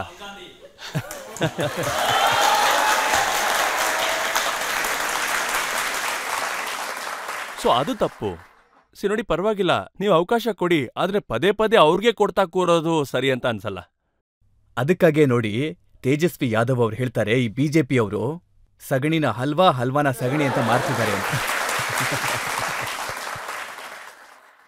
ಇವರು ಇದನ್ನ 90ರ ದಶಕದಿಂದ ಕಲಿತಾನೆ ಮಾಡ್ತಾನೆ ಬಂದಿದ್ದಾರೆ. ಹಾಗಾಗಿ ಅವ್ರು ಅದನ್ನ ಹೇಳ್ತಿದಾರಷ್ಟೇ, ಈ ಸಗಣಿ ಹಲ್ವಾ ಇದೆಲ್ಲ. ನೀವು ಮೇವಿನ ಬಗ್ಗೆ ಮಾತಾಡ್ತಾ ಇದ್ದೀರಾ. ಮೇವಿನ ಹಗರಣದ ಹೆಸರು ಮತ್ತೆ ಮತ್ತೆ ಕೇಳ್ಬರುತ್ತೆ. ತೇಜಸ್ವಿ ಅವರು ಹೇಳ್ತಾರೆ, ಒಂದ್ ವೇಳೆ ಲಾಲು ಅವರು ಬಿಜೆಪಿನ ಸೇರ್ಕೊಂಡ್ಬಿಟ್ರೆ ಅವರು ರಾಜ ಹರಿಶ್ಚಂದ್ರ ಆಗ್ಬಿಡ್ತಾರೆ. ಅವ್ರನ್ನ ವಾಷಿಂಗ್ ಮಷೀನಲ್ಲಿ ತೊಳೆದ್ಬಿಟ್ರೆ ಅವರು ಮೇವಿನ ಕಳ್ಳನ ಬದಲಾಗಿ ಕುಟುಂಬದ ವ್ಯಕ್ತಿ ಆಗ್ಬಿಡ್ತಾರೆ. ಏನ್ ಗೊತ್ತಾ, ಈಗ ನಾನು ಹೇಳೋದು ಅಂತ ಆದ್ರೆ ನಾವೀಗ ಇದನ್ನ ಫನ್ ವೇಲಿ ತಗೊಳ್ತಾ ಇದ್ದೀವಿ. ನಾವಿದರ ಗಂಭೀರತೆಯನ್ನು ಕೂಡ ಸ್ವಲ್ಪ ಅರ್ಥ ಮಾಡ್ಕೋಬೇಕಾಗತ್ತೆ. ಇವ್ರೀಗ ಇದ್ರ ಬಗ್ಗೆ ಮಾತಾಡಿದಾಗ ದೇಶದ ಜುಡಿಷಿಯಲ್ ಸಿಸ್ಟಮ್ ಬಗ್ಗೆ ಮಾತಾಡ್ದಂಗಾಗತ್ತೆ, ದೇಶದ ಹೊಸ ನಿರ್ಧಾರದ ಬಗ್ಗೆ ಪ್ರಶ್ನೆ ಮಾಡ್ದಂಗಾಗತ್ತೆ, ದೇಶದ ಇಂಥ ಒಂದು ಸ್ತಂಭ ಅದ್ರ ಮೇಲೆ ಇವರು ಸವಾಲ್ನ ಹಾಕ್ತಾ ಇದ್ದಾರೆ. ಯಾವುದು ತಮ್ಮ ಲೋಕತಂತ್ರನ ಮ್ಯಾನೇಜ್ ಮಾಡ್ತಾ ಇದೆ. ಯಾವಾಗೆಲ್ಲ ಇವರು ಈ ರೀತಿ ಮಾತಾಡ್ತಾರೆ, ಇವರು ಒಂದು ಅನ್ಯಾಯವಾಗುವಂತ ಸ್ಥಳನ ಕಟ್ಟೋದಕ್ ನೋಡ್ತಾ ಇದ್ದಾರೆ, ಎಲ್ಲಿ ಈ ಜುಡಿಷಿಯಲ್ ಸಿಸ್ಟಮ್ನ ಕಂಪ್ಲೀಟ್ ಆಗಿ ಹಾಳು ಮಾಡೋದಕ್ಕೆ. ನಾನ್ ನಂಬ್ತೀನಿ, ನನಗಿದ್ರ ಮೇಲೆ ವಿಶ್ವಾಸ ಇದೆ. ವಿಶ್ವಾಸ ಏನಂದ್ರೆ, ನಮ್ಮ ಭಾರತೀಯ ಜುಡಿಷಿಯಲ್ ಸಿಸ್ಟಮ್ ಮೇಲೆ ಒಂದ್ ವೇಳೆ ನೀವು ತಪ್ಪನ್ನೇ ಮಾಡಿಲ್ಲ ಅಂದ್ರೆ ನಿಮ್ ವಿಷಯದಲ್ಲಿ ತಪ್ಪಾಗೋಕ್ ಸಾಧ್ಯನೇ ಇಲ್ಲ. ಆದ್ರೆ ಹೌದು, ನೀವು ಒಂದ್ ವೇಳೆ ದೋಷಿ ಆಗಿದ್ರೆ ನೀವು ತಪ್ಪಿಸ್ಕೊಳಕ್ ಆಗೋದೇ ಇಲ್ಲ. ಈ ತಾಕತ್ ಕೂಡ ಭಾರತೀಯ ಜುಡಿಷಿಯಲ್ ಸಿಸ್ಟಮ್ ಅಲ್ಲಿದೆ. ನೋಡಿ, ಈ ಪ್ರಶ್ನೆ ಅಂತೂ ಬಂದೇ ಬರುತ್ತೆ ಅಲ್ವಾ. ಚುನಾವಣೆಗೆ ಮೊದಲು ಅರವಿಂದ್ ಕೇಜ್ರಿವಾಲ್ ಅವ್ರನ್ನ ಬಂಧಿಸ್ತಾರೆ, ಹೇಮಂತ್ ಸೊರೇನ್ ಅವರನ್ನ ಜೈಲಿಗೆ ಹಾಕ್ತಾರೆ. ಕಾರಣ ಇದೆ, ಅದಕ್ಕೋಸ್ಕರನೇ ಹಾಕಿದಾರಲ್ವಾ. ಕಾರಣನೇ ಇಲ್ಲ ಅಂದ್ರೆ ಅವ್ರು ಯಾಕೆ ಒಳಗಡೆ ಹೋಗ್ತಾ ಇದ್ರು? ನೀವೇ ಈಗ ಹೇಳಿ, ಈಗ ಕೇಜ್ರಿವಾಲ್ ಅವರು ಎಂತ ಸಮರ್ಥನೆ ಕೊಡ್ತಾ ಇದ್ದಾರೆ ಅಂತ. ಅವ್ರು ಯಾವ ಸಮರ್ಥನೆ ಕೊಡ್ತಾ ಇದ್ದಾರೆ ಅಂದ್ರೆ, ಕೆಲವು ದಿನಗಳ ಹಿಂದೆ so called India alliance, what ever alliance, ಆ ವೇದಿಕೆಯಲ್ಲಿ ಯಾವ ವೇದಿಕೆಯಲ್ಲಿ ಕೇಜ್ರಿವಾಲ್ ಅವರು ಅರೆಸ್ಟ್ ಆಗಿದ್ರೋ ಅಲ್ಲಿ ಯಾರಿದ್ರು ಅಂತ ಹೇಳಿ ನೀವು ಒಂದೊಂದು ಫೇಸ್ನ ಝೂಮ್ ಮಾಡಿ ತೋರಿಸಿ. ಯಾವ ಗುಂಪಿನ ಜೊತೆ ಅರವಿಂದ್ ಕೇಜ್ರಿವಾಲ್ ಅವರು ಅದೇ ಗಾಂಧಿ ಮೈದಾನದಲ್ಲಿ ಸುತ್ತಾಡ್ತಾ ಇದ್ರು ಅವ್ರ ಜೊತೆನೆ ಅಣ್ಣಾ ಹಜಾರೆ ಆಂದೋಲನದಲ್ಲಿ ಇವ್ರ ಹೆಸರನ್ನ ತಗೊಂಡೇ ಮಾತಾಡ್ತಾ ಇದ್ರು, ಭ್ರಷ್ಟಾಚಾರದ ಆರೋಪಗಳು ಕೂಡ ಮಾಡ್ತಾ ಇದ್ರು. ಆದ್ರೆ ಇವತ್ತು ಅವ್ರ ಬಗ್ಗೆ ಇವ್ರು ಸಮರ್ಥನೆ ಕೊಟ್ಕೊಳ್ತಾ ಇದ್ದಾರೆ, ತಮ್ಮನ್ನ ತಾವು ಜೈಲಿನ ಹೊರಗಡೆ ತರೋದಕ್ಕೆ. ಇದು ನಿಜನಾ? ತೇಜಸ್ವಿ ಅವರು ನಿಮ್ಮ ಬಾಲ್ಯ ಸ್ನೇಹಿತ ಅಂತೆ, ಮತ್ತೆ ನೀವೀಗ್ಲೂ ಕೂಡ ಅವ್ರ ಜೊತೆ ಇರ್ತೀರಂತೆ, ಅಂದ್ರೆ ಮಾತಾಡ್ತೀರಂತೆ? ಜೊತೆ ಎಲ್ಲ ಇರೋದಿಲ್ಲ, ಬಟ್ ಹೌದು, ಸ್ನೇಹಿತ ಅಲ್ಲ, ಅವ್ರು ನನಗೆ ತಮ್ಮ ಇದ್ದ ಹಾಗೆ ಅನ್ಕೊಳ್ಳಿ. ತಮ್ಮ ಅಂತ ನಾನ್ ತುಂಬಾ ಸಾರಿ ತೇಜಸ್ವಿ ಅವ್ರಿಗೆ ಕೂಡ ಹೇಳಿದೀನಿ. ಅದಕ್ಕೆ ಕಾರಣ ಕೂಡನೂ ಇದೆ. ಅಂದ್ರೆ ನೀವೆಲ್ಲ ಈಸಿಯಾಗಿ ರಿಲೇಟ್ ಮಾಡಬಹುದು. ನಿಮ್ಮ ತಂದೆಯ ಮಕ್ಕಳು ನಿಮ್ಗೂ ಕೂಡ ಸ್ನೇಹಿತರಾಗ್ಬಿಡ್ತಾರೆ. So this is how it happened with me also. ನಮ್ಮ ತಂದೆ ಮತ್ತೆ ಲಾಲೂಜಿ ಅವರ ಸಂಬಂಧ ತುಂಬಾ ದೃಢವಾಗಿತ್ತು. ಅವರಿಬ್ರು ಜೊತೆಗೆ ಕೆಲಸ ಕೂಡ ಮಾಡಿದ್ದಾರೆ, ಒಬ್ರಿಗೊಬ್ರು ಸಹಾಯ ಕೂಡ ಮಾಡ್ಕೊಂಡಿದ್ದಾರೆ. ಇದೊಂದು ಕಾರಣ ಅಂತ ಹೇಳ್ಬೋದು. ನಾನ್ ಚಿಕ್ಕವನಿದ್ದಾಗಿಂದ ತೇಜಸ್ವಿ ಜೊತೆ ಒಂದು ಸಂಬಂಧ ಇತ್ತು, ಪರಿಚಯ. ಯಾರನ್ನ ನೀವು ಪ್ರೀತಿಯಿಂದ ಅಣ್ಣ ಮಿತ್ರ ಅಂತ ಕರಿತೀರೋ ಅವರ ಪಬ್ಲಿಕ್ ಮೀಟಿಂಗ್ ನಲ್ಲಿ ನಿಮ್ಮ ತಾಯಿಗೆ ಅವರು ಬೈತಾರೆ. ಇವತ್ ನಾನು ಅದಕ್ಕೆ ಉತ್ತರ ಕೊಡ್ತಾ ಇದ್ದೀನಿ. ನನಗೆ ನಿಜವಾಗ್ಲೂ ಇದರಿಂದ ಬೇಜಾರಾಗಿದೆ. ಯಾಕಂದ್ರೆ ಇಲ್ಲಿವರೆಗೂ ನಾನು ಯಾರನ್ನ ನನ್ನ ತಮ್ಮ ಅಂತ ಹೇಳ್ಕೊಂಡಿದ್ದೀನೋ ಅವನು ಮುಂದೆನೇ ನಮ್ ಕುಟುಂಬದವ್ರ ಬಗ್ಗೆ ತುಂಬಾ ತಪ್ಪಾಗಿ ಮಾತಾಡಿದ್ದಾರೆ. ನಾನ್ ಹೇಳ್ಬೇಕು ಅಂದ್ರೆ ಯಾವ್ದನ ಅಲಿಯನ್ಸ್ ಆಗ್ಲಿ ನನಗಿದ್ರನ್ನ ಹೇಳೋದಕ್ಕೆ ಯಾವುದೇ ಭಯ ಅಂತೂ ಇಲ್ಲ. ನನಗೆ ರಾವಡಿ ಅವರು ನನ್ನ ತಾಯಿ ಇದ್ದ ಹಾಗೇನೆ. ನಾನು ಅವ್ರನ್ನ ಅಮ್ಮ ಅಂತಾನೆ ಅನ್ಕೊಂಡಿರೋದು. ಮೀಸಾ ಬಂದು ನನಗೆ ದೊಡ್ಡ ಅಕ್ಕ ಅಂತಾನೆ ಕರಿತೀನಿ. ರೋಹಿಣಿ ಕೂಡ ನಂಗೆ ಸಿಸ್ಟರೇ ಆಗ್ಬೇಕು. ನನಗೆ ಸಂಬಂಧ ಇತ್ತು ಆ ಫ್ಯಾಮಿಲಿ ಜೊತೆ. ನಾನೀಗ ಬೇರೆ ಅಲಿಯನ್ಸ್ ಅಲ್ಲಿ ಇರ್ಬೋದು, ಬಟ್ ನಾನು ಆ ಸಂಬಂಧನ ಹಾಗೆ ಆಕ್ಟಿವ್ ಆಗಿ ಇಡಬೇಕು. ಚುನಾವಣೆ ಅಂತ ಬಂದಾಗ ನಾನು ದೊಡ್ಡ ದೊಡ್ಡ ವ್ಯಕ್ತಿಗಳು ಮುಂದೆ ನಿಂತಿದ್ದೀನಿ. ಬಟ್ ಇವತ್ತು ತೇಜಸ್ವಿ ಮುಂದೆ ಅಂತ ಬಂದಾಗ, ಇವತ್ತು ತೇಜಸ್ವಿ ಮುಂದೆ ನನ್ನ ಪರಿವಾರದ ಬಗ್ಗೆ ಕೆಟ್ಟದಾಗ ಮಾತಾಡಿದ್ದಾರೆ. ಆಗ ಅವ್ರು ಯಾವ ರೀತಿ ಸೈಲೆಂಟ್ ಆಗಿದ್ರು ಅದು ನನಗೆ ತುಂಬಾ ಕಷ್ಟ ಕೊಡ್ತಾ ಇದೆ. ನಾನೊಂದ್ ವೇಳೆ ತೇಜಸ್ವಿ ಜಾಗದಲ್ಲಿದ್ದಿದ್ರೆ, ಒಂದ್ ವೇಳೆ ನನ್ನ ಮುಂದೆ ಅವ್ರ ಕುಟುಂಬದ ಬಗ್ಗೆ ಯಾರೇ ಕೆಟ್ಟದಾಗ ಮಾತಾಡಿದ್ರು ನಾನು ಉತ್ತರ ಅವ್ರಿಗೆ ಹೇಗ್ ಕೊಡ್ತಾ ಇದ್ದೆ ಅಂದ್ರೆ, ಅವ್ರ ಮುಖದ ಮೇಲೆ ಒಡೆದು ಉತ್ತರ ಕೊಡ್ತಾ ಇದ್ದೆ. ನಾನು ಅಲ್ಲೇ ನಿಂತು ನನ್ನ ವಿರೋಧನ ವ್ಯಕ್ತಪಡಿಸ್ತಾ ಇದ್ದೆ. ಆದ್ರೆ ಈ ತರ ಭಾಷೆ ಖಂಡಿತವಾಗ್ಲೂ ಅಲ್ಲಿ ಆಗೋದಕ್ಕೆ ಬಿಡ್ತಾ ಇರ್ಲಿಲ್ಲ. ನೀವು ವಿರೋಧ ಮಾಡ್ಬೇಕು ಅಂದ್ರೆ ಅದನ್ನ ಮರ್ಯಾದೆಯಿಂದನೂ ಇದಕ್ಕೆ ಉತ್ತರ ಕೊಟ್ಟಿದ್ದಾರೆ. ತೇಜಸ್ವಿ ಅವ್ರು ಹೇಳ್ತಾರೆ, ನಾವಂತೂ ವೇದಿಕೆನಲ್ಲಿದ್ವಿ, ಕೆಳಗಿಂದ ಯಾರು ಏನ್ ನೋಡ್ತಾರೆ, ಏನ್ ವಿಡಿಯೋ ಮಾಡ್ತಾರೆ ನಮ್ಗೆ ಹೇಗೆ ಗೊತ್ತಾಗತ್ತೆ? ನನಗಂತೂ ಸಾವಿರಾರು ಜನ ಬೈತಾ ಇರ್ತಾರೆ ಪ್ರತಿದಿನ. ನಾವು ದಿಸ್ ಇಸ್ ಈವನ್ ವರ್ಸ್. ಈಗ ಅದನ್ನ ಜಸ್ಟಿಫೈ ಮಾಡ್ತಾ ಇದ್ದಾರೆ. ನನ್ನ ಅಮ್ಮ ನಿನಗೂ ಅಮ್ಮನೇ ಆಗ್ತಾರೆ. ಇಲ್ಲಿ ಮಾತು ನನ್ನಮ್ಮ ನಿನ್ನಮ್ಮನ ಬಗ್ಗೆ ಅಲ್ಲ, ಎಲ್ಲ ಅಮ್ಮಂದಿರ ಬಗ್ಗೆ. ನಾವೆಲ್ಲರೂ ಕುಟುಂಬದಿಂದಾನೇ ಬರ್ತೀವಿ, ಎಲ್ರಿಗೂ ಪರಿವಾರ ಇದೆ, ಎಲ್ರಿಗೂ ಅಮ್ಮ ಇರ್ತಾರೆ, ತಂಗಿ ಇರ್ತಾರೆ. ನೀವ್ ಯಾವುದೇ ಒಂದು ಹೆಣ್ಣಿನ ಬಗ್ಗೆ ಹೀಗೆಲ್ಲ ಮಾತಾಡೋದು ಹೇಗೆ ಸಹಿಸ್ಕೊಳ್ತೀರಾ? ನೀವೀಗ ಜಸ್ಟಿಫೈ ಬೇರೆ ಮಾಡ್ತಾ ಇದ್ದೀರಾ, ನೀವು ಅದನ್ನ ಕೇಳಿಸ್ಕೊಂಡಿಲ್ಲ ಅಂತ. ರಜತ್ ಸರ್ ಜಸ್ಟ್ ಮುಂದೆನೆ ಇದೇ ತರ ಪೋಡಿಯಂ ಇರುತ್ತೆ, ಅವ್ರ ಮುಂದೆನೆ ಈ ಮಾತಾಗಿದ್ದು. ನಾವು PM ಸಾಹೇಬ್ರು ಸಭೆಗೆ ಹೋಗ್ತೀವಿ, ಅಲ್ಲಿ ಒಂದು ದೊಡ್ಡ ಡೀನೇ ಇರುತ್ತೆ. ಆದ್ರೂ ಅಲ್ಲಿಂದ ತುಂಬಾ ಜೋರಾಗಿ ಯಾರು ಮಾತಾಡಿದ್ರೆ ಪ್ರಧಾನ ಮಂತ್ರಿಯವ್ರು ಕೇಳಿಸುತ್ತೆ. ಅವ್ರ ಜೊತೆ ಇಂಟ್ರಾಕ್ಟ್ ಮಾಡ್ತಾರೆ, ಏನ್ ತೊಂದ್ರೆ ಏನಾಗಿದೆ ಅಂತ ಕೇಳ್ತಾರೆ. ಹಾಗಿದ್ಮೇಲೆ ಮುಂದೆ ಸಾಲ ನಿಂತಿರೋ ಒಬ್ಬ ವ್ಯಕ್ತಿ ಅಮ್ಮ ಅಕ್ಕ ಅಂತ ಮಾತಾಡಿದಾಗ ನಿಮ್ ಕೈಲಿ ಏನೂ ಮಾಡೋಕ್ಕಾಗ್ತಾ ಇಲ್ಲ, ಅವ್ರನ್ನ ನಿಲ್ಸೋದಕ್ಕಾಗ್ತಿಲ್ಲ ಅಂದ್ರೆ, ಬೀಪ್ ಆಗ್ದೆ ನ್ಯಾಷನಲ್ ಚಾನೆಲ್ ಅವ್ರನ್ನ ತೋರ್ಸೋದಕ್ಕೂ ಆಗ್ತಿಲ್ಲ ಅಂದ್ರೆ, ನೀವಲ್ಲಿ ಸೈಲೆಂಟ್ ಆಗಿ ನಿಂತಿದ್ದೀರಾ, ನೀವು ಕೇಳಿಸ್ಕೊಳ್ತಾ ಇದ್ದೀರಾ. ನೀವೇನಾದ್ರೂ ಮಾಡ್ಬೇಕಲ್ವಾ? ಒಂದ್ ವೇಳೆ ತೇಜಸ್ವಿ ಅವರಿಗೆ ಯಾರಾದ್ರೂ ನಿಮ್ಮ ಮುಂದೆ ನಾನ್ ಕೇಳಿಸ್ಕೊಳ್ಳೋದಿಲ್ಲ. ನಾನ್ ಬೈಗುಳನ ತೇಜಸ್ವಿ ಅಲ್ಲ, ಬೇರೆ ಯಾರ ಬಗ್ಗೆನೂ ಬೈಯೋದಿಷ್ಟ ಆಗಲ್ಲ. ನಾನು ಯಾವ ಮನುಷ್ಯನ ಬಗ್ಗೆನೂ ಬೈಗುಳಿಷ್ಟ ಆಗಲ್ಲ. ಸ್ವಾತಂತ್ರ್ಯ ಸಮಾಜದಲ್ಲಿ ಬೈಗುಳ ಅನ್ನೋ ಪದಕ್ಕೆ ಜಾಗನೇ ಇಲ್ಲ. ನಾನ್ ಪ್ರತಿ ಸಾರಿ ಹೇಳ್ತಾನೆ ಇರ್ತೀನಿ, ನೀವು ವಿರೋಧ ಮಾಡ್ಬೋದು, ಅದನ್ನು ಒಳ್ಳೆ ರೀತಿ ಮಾತಾಡೋದ್ರಿಂದ. ನೀವೇ ನೋಡ್ತಾ ಇದ್ದೀರಾ, ಎಲ್ಲರೂ ಅಲಿಗೇಷನ್ ಆಗ್ತಾ ಇದಾರೆ, ಡಬಲ್ ಸ್ಟ್ಯಾಂಡರ್ಡ್ ಅಂತಾನೂ ಕರೀತಾ ಇದ್ದಾರೆ, ಎಲ್ಲ ಹೇಳಿದಾರೆ. ಆದ್ರೆ ಮರ್ಯಾದೆ ಓಕೆನೇ ಇದೆ, ನೀವಿದನ್ ಮಾಡ್ಬೋದು. ನೀವೀಗ ಯೋಚನೆ ಮಾಡಿ ನೋಡಿ, ಒಬ್ಬ ವ್ಯಕ್ತಿಗೆ ತೇಜಸ್ವಿ ಯಾದವ್ನ ಮುಂದೆ ಚಿರಾಗ್ ಪಾಸ್ವಾನ್ ಫ್ಯಾಮಿಲಿಗೆ ಬೈತಾ ಇದ್ದಾನೆ, ಆದ್ರೆ ಅವ್ರಿಗೆ ಅದರಿಂದ ಏನೂ ಆಗ್ಲಿಲ್ಲ. ಯೋಚನೆ ಮಾಡಿ, ಅವ್ರು ಯಾವುದೋ ಒಂದು ಹಳ್ಳಿಗೆ ಹೋದ್ರು ಅನ್ಕೊಳ್ಳಿ, ಅವ್ರಲ್ಲಿ ಅಕ್ಕ ಅಮ್ಮ ತಂಗಿ ಜೊತೆ ಬರೀ ಕೆಟ್ಟ ಭಾಷೆಯಲ್ಲಿ ಮಾತಾಡೋದು ಮಾತ್ರ ಅಲ್ಲ, ಒಂದ್ ವೇಳೆ ತಪ್ಪಾಗ್ ಕೂಡ ಅವ್ರ ಜೊತೆ ನಡ್ಕೋಬೋದಲ್ವಾ? ಅವ್ನ್ ತಪ್ಪಿಸ್ಕೊಂಡ್ಬಿಡ್ತಾನೆ. ಯಾಕೆ ಹೇಳಿ? ನಾನ್ ಚಿರಾಗ್ ಪಾಸ್ವಾನ್ಗೆ ಅಂದಾಗ್ಲೇ ಏನೂ ಆಗ್ಲಿಲ್ಲ, ಇವ್ರು ಬರೀ ಒಂದ್ ಹಳ್ಳಿಲಿ ಬದುಕುವಂತ ಮಹಿಳೆಯರು. ನೋಡಿ, ಬಿಹಾರದ ಜನರಿದಾರಲ್ಲ, ಅವರ ಅನಾಲಿಸಿಸ್ ಏನು ಅಂದ್ರೆ, ಇದು ಯಾದವ್ ಅವರು ಪಾಸ್ವಾನ್ಗೆ ಬೈದಿದ್ದು ಅಂತ. ಅಯ್ಯೋ ದೇವ್ರೆ, ಇಲ್ಲಿ ಇದೇ ಡಿವಿಷನ್. ನೀವ್ ನನಗೆ ಹೇಳಿ, ಎಲ್ಲ ಯಾದವರು ಎಲ್ಲ ಪಾಸ್ವಾನ್ ವಿರುದ್ಧನೇ ಇದಾರ? ಹಾಗಾದ್ರೆ ಅವ್ರ ಪಕ್ಷದಲ್ಲಿ ಯಾರು ಪಾಸ್ವಾನ್ ಇಲ್ವಾ? ನಮ್ಮಲ್ಲಿ ಯಾರು ಯಾದವ್ರೇ ಇಲ್ವಾ? ಇದು ಹೇಗ್ ಮಾತಾಡ್ತಾರವ್ರು? ಈ ರಾಜನೀತಿಯಿಂದಾನೇ ಅವರು ಇಷ್ಟು ವರ್ಷ ಹೇಗೋ ಜೀವನ ಮಾಡ್ಕೊಂಡೇ ಬಂದ್ಬಿಟ್ಟಿದ್ದಾರೆ. ನನಗೆ ಮ್ಯಾಟ್ರ್ ಆಗಲ್ಲ ಅದು ಅವನು ಪಾಸ್ವಾನ, ಅವನು ಯಾದವ್ನ, ಅವನು ಇನ್ನೊಂದು ಜಾತಿಗೆ ಸೇರಿದವನ, ಮತ್ತೊಂದು ಜಾತಿಗೆ ಸೇರಿದವನ, ಹಿಂದೂನಾ ಮುಸ್ಲಿಮಾ ಅನ್ನೋದು. ನಾವೆಲ್ಲರೂ ಬಿಹಾರಿಗಳಷ್ಟೇ. ನಾವೆಲ್ಲರೂ ಅಸ್ಮಿತಾಗೋಸ್ಕರ ಹೋರಾಡ್ತಾ ಇದ್ದೀವಿ. ನಾವು ಬಿಹಾರದ ಮರ್ಯಾದೆಗೋಸ್ಕರ ಹೋರಾಡ್ತಾ ಇದೀವಿ. ಯಾವ ರಾಜ್ಯದ ಒಂದು ಎಜುಕೇಶನ್ ಸಿಸ್ಟಮ್ ಬಗ್ಗೆ ಮಾತಾಡ್ತಾ ಇದ್ವೋ, ನಮ್ಮ ನಳಂದ ಯೂನಿವರ್ಸಿಟಿ ಬಗ್ಗೆ, ಈಗ ಬೇರೆ ರಾಷ್ಟ್ರದ ರಾಷ್ಟ್ರಪತಿ ಇಲ್ಲಿಗೆ ಬಂದಾಗ ನಮ್ಮ ಪ್ರಧಾನಮಂತ್ರಿ ಗರ್ವದಿಂದ ನಮ್ಮ ನಳಂದ ಯೂನಿವರ್ಸಿಟಿ ಪಿಕ್ಚರ್ನ ಹಿಂದೆಗಡೆ ಬ್ಯಾಕ್ ಡ್ರಾಪ್ ಅಲ್ಲಿ ಇಟ್ಕೊಂಡು ಗರ್ವದಿಂದ ಮಾತಾಡ್ತಾರೆ. ಇವತ್ತು ಆ ಗೌರವನ ನಾವು ಕಳ್ಕೊಂಡಿದೀವಿ. ಇವತ್ತು ಬಿಹಾರದಲ್ಲಿ ಶಿಕ್ಷಣ ಏನಾಗಿದೆ ಅಂತ ನೋಡಿ. ಅದನ್ನ ಬದಲಾಯಿಸುವಂತ ಪರಿಸ್ಥಿತಿ ಈಗ ನಮಗ್ ಬಂದಿದೆ. ಈಗ MY ಸಮೀಕರಣ ಅಂತ ಮಾಡಿದ್ದಾರೆ. ಈ ಸಮೀಕರಣ ಮಾಡಿ ಏನ್ ಮಾಡ್ತಾ ಇದ್ದಾರೆ? ನಂದು ಸಮೀಕರಣ ಅಂತಿದೆ. ನಂದು ಮಹಿಳಾ ಸಮೀಕರಣ ಇದೆ, ಯುವ ಸಮೀಕರಣ ಇದೆ. ನಾನು ಮಹಿಳೆಯರನ್ನ ಒಂದ್ ಕಡೆ ಸೇರಿಸ್ತೀನಿ, ಅವ್ರು ಯಾವ ಜಾತಿ ಬೇಕಾದ್ರೂ ಆಗಿರ್ಲಿ. ನಾನು ಯುವಕರನ್ನ ಜೊತೆಗೂಡಿಸ್ತೀನಿ, ಅವ್ರು ಯಾವ ಜಾತಿ ಬೇಕಾರಾಗಿರ್ಲಿ, ಯಾವ ಪಂಗಡದವ್ರು ಬೇಕಾದ್ರೂ ಆಗಿರ್ಲಿ. ನೀವು ಯಾವಾಗ ಜಾತಿ ಭೇದ ಮಾಡ್ತೀರಾ, ನೀವು ಬಿಹಾರ್ನ ಹೊಡಿತಾ ಇದ್ದೀರಾ ಅಷ್ಟೇ. ಒಂದೆರಡು ಪ್ರಶ್ನೆಗಳನ್ನ ನಾವು ತಗೊಳ್ಳೋಣ. ನೀವು ಬಿಹಾರ್ನಲ್ಲಿ ಒಂದ್ ವೇಳೆ ಗೆದ್ರಿ ಅಂದ್ರೆ ನೀವು ಬಿಹಾರ್ಗೆ CM ಆಗೋದಕ್ಕೆ ಇಷ್ಟಪಡ್ತೀರಾ ಅಥವಾ ಕೇಂದ್ರ ಸರ್ಕಾರದಲ್ಲಿ ಮಂತ್ರಿನ? ಇಂಗ್ಲಿಷಲ್ಲಿ ಒಂದು ಮಾತಿದೆ, if wishes were horses beggars would ride. ಒಂದ್ ವೇಳೆ ನೀವು ಅನ್ಕೊಳ್ಳೋದ್ರಿಂದ ಎಲ್ಲ ಆಗೋ ಹಾಗಿದ್ದಿದ್ರೆ, ನನ್ನ ಆಸೆಗಳಲ್ಲಿ ಎಷ್ಟು ಸತ್ಯ ಇರ್ತಾ ಇತ್ತು ಅಂದ್ರೆ, ನನ್ನ ಅಪ್ಪನ ಜೊತೆ ಇರ್ತಾ ಇದ್ರು, ನನ್ನ ಪರಿವಾರ ಒಡೆದೋಗ್ತಿರ್ಲಿಲ್ಲ, ನಾನು ಇಷ್ಟೊಂದು ಸಂಘರ್ಷನ ಎದುರಿಸ್ಬೇಕಾಗಿರ್ಲಿಲ್ಲ. ಬಟ್ ಆಸೆನೇ ಒಂದ್ ಕಡೆ ಇದೆ, ರಿಯಾಲಿಟಿನೇ ಒಂಥರ ಇದೆ. ನಾನ್ ನಿಷ್ಠೆಯಿಂದ ನನ್ನ ಪ್ರಯತ್ನಗಳನ್ನ ಮಾತ್ರ ಮಾಡ್ತಾನೇ ಇದ್ದೀನಿ. ನನಗೆ ಗೊತ್ತಿಲ್ಲ ಫ್ಯೂಚರ್ಲಿ ಏನಿದೆ ಅಂತ. ನನಗೆ 3 ವರ್ಷಗಳ ಹಿಂದೆ ಗೊತ್ತಿರ್ಲಿಲ್ಲ ಎಲ್ಲಿ ಹೋಗ್ತಾನೆ ಈ nepo kid, born with silver spoon, ಚಿನ್ನದ ಸ್ಪೂನ್ ಇಟ್ಕೊಂಡು ಹುಡ್ದವನು, ಅದು ಇದು ಎಲ್ಲ ಏನೆಲ್ಲ ಮಾತಾಡಿದ್ರು. ಆದ್ರೆ ಒಂದಿನ ನನ್ನ ಹತ್ರ ಒಂದು ಮನೆ ಕೂಡ ಇರ್ಲಿಲ್ಲ. ರಾತ್ರಿ ನನ್ನ ಮನೆ ಸಾಮಾನುಗಳನ್ನೆಲ್ಲ ರಸ್ತೆ ಮೇಲೆ ಎಸ್ತ್ಬಿಟ್ಟಿದ್ರು. ಹೀಗಾದಾಗ ರಿಯಾಲಿಟಿ ಮುಂದೆ ಆಸೆಗಳಷ್ಟು ದೊಡ್ಡದಾಗಿ ಕಾಣಲ್ಲ. ನನಗ್ ಗೊತ್ತಿಲ್ಲ ಭವಿಷ್ಯದಲ್ಲಿ ಏನಿದೆ ಅಂತ, ಆದ್ರೆ ಇಷ್ಟು ಮಾತ್ರ ನನಗ್ ಗೊತ್ತು, ಚಿರಾಗ್ ಪಾಸ್ವಾನ್ ಎಲ್ಲದನ್ನೂ ಎದುರಿಸೋದಕ್ಕೆ ರೆಡಿಯಾಗಿದ್ದಾನೆ. ಅದು ವರ್ಸ್ಟ್ ಆದ್ರೂ ಓಕೆನೆ, ಅದು ಬೆಸ್ಟ್ ಆದ್ರೂ ಓಕೆನೆ, ಎದುರಿಸ್ತೀನಿ ನಾನು. ನಾವೀಗ ಮತ್ತೊಂದು ಬ್ರೇಕ್ ತಗೊಳ್ಳೋಣ. ಬ್ರೇಕ್ನ ನಂತರ ಆಪ್ಗೆ ಅದಾಲತ್ನಲ್ಲಿ ಚಿರಾಗ್ ಪಾಸ್ವಾನ್ ಅವರ ಮೇಲೆ ಆರೋಪ ಪ್ರಶ್ನೆಗಳ ಮತ್ತೊಂದು ಸುತ್ತು. ಭವಿಷ್ಯದಲ್ಲಿ ನೀವೇನಾದ್ರೂ ರಾಹುಲ್ ಗಾಂಧಿ ಅವ್ರ ಜೊತೆಗೆ ಹೋಗುವಂತ ಸಂಭವ ಏನಾದ್ರೂ ಇದೆಯಾ? ದೊಡ್ಡವರು ಹೇಳ್ತಾರೆ you should never say never. But I think this is something I can surely say never.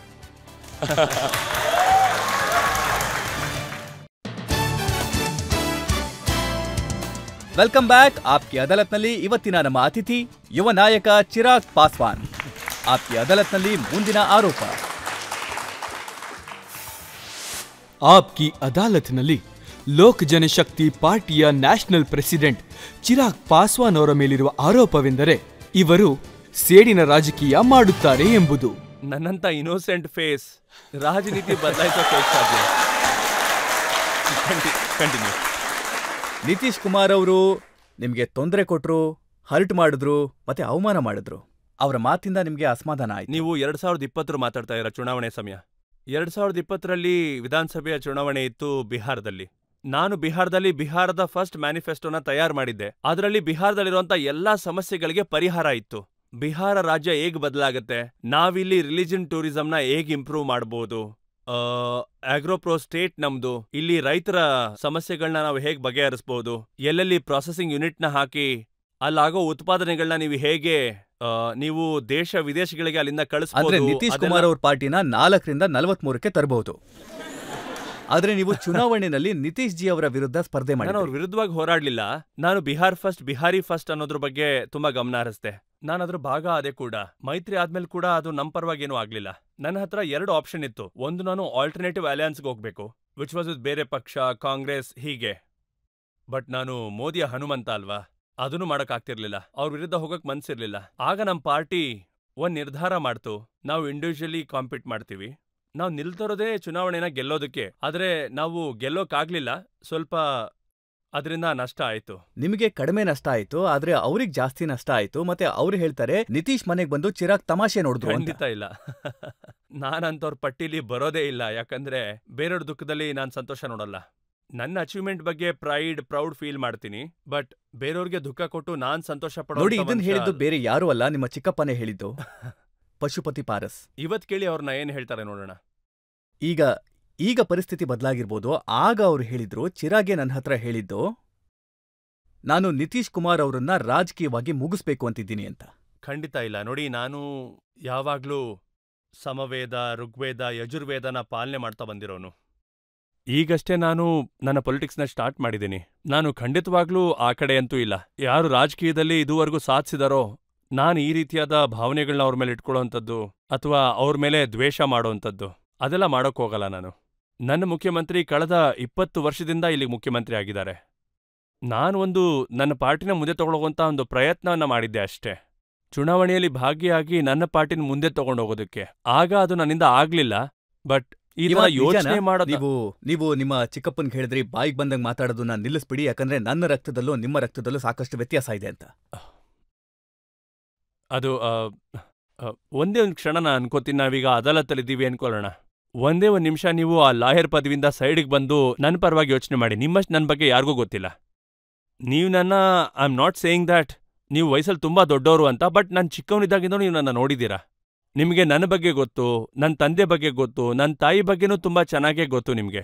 ನಿಮಗೆ ನಿಜವಾಗ್ಲೂ ಅನ್ಸುತ್ತಾ ನನ್ನಲ್ಲಿರೋ ಸಂಸ್ಕಾರ ದೊಡ್ಡವ್ರಿಗೆ ನಾನು ಆ ರೀತಿ ಮಾತಾಡ್ತೀನಿ ಅಂತ? ನನಗನ್ನಿಸ್ತಾ ಇದೆ ಅವತ್ತವರು ಕೋಪದಲ್ಲಿ ಏನೇನೋ ಮಾತಾಡಿದ್ರು, ಆದ್ರೆ ಇವತ್ತವರು ಅದನ್ನ ನೆನ್ಸ್ಕೊಂಡು ರಿಗ್ರೆಟ್ ಪಡ್ತಿರ್ತಾರೆ ಅಂತ. ಯಾಕಂದ್ರೆ ಅವ್ರು ಮಾತಾಡಿದ ರೀತಿ ಸ್ವಲ್ಪನೂ ಸರಿ ಇರ್ಲಿಲ್ಲ. ನನಗೆ ನನ್ನ ತಂದೆ ಆದ್ಮೇಲೆ ಅವ್ರು ನನ್ನ ತಂದೆ ಸಮಾನರು. ನಿಮಗೆ ಗೊತ್ತು, ನಮ್ಮ ಕುಟುಂಬದಲ್ಲಿ ನಾವು ಯಾರನ್ನೂ ಅತ್ತೆ ಮಾವ ಅಂತೆಲ್ಲ ಕರೆಯೋದೇ ಇಲ್ಲ.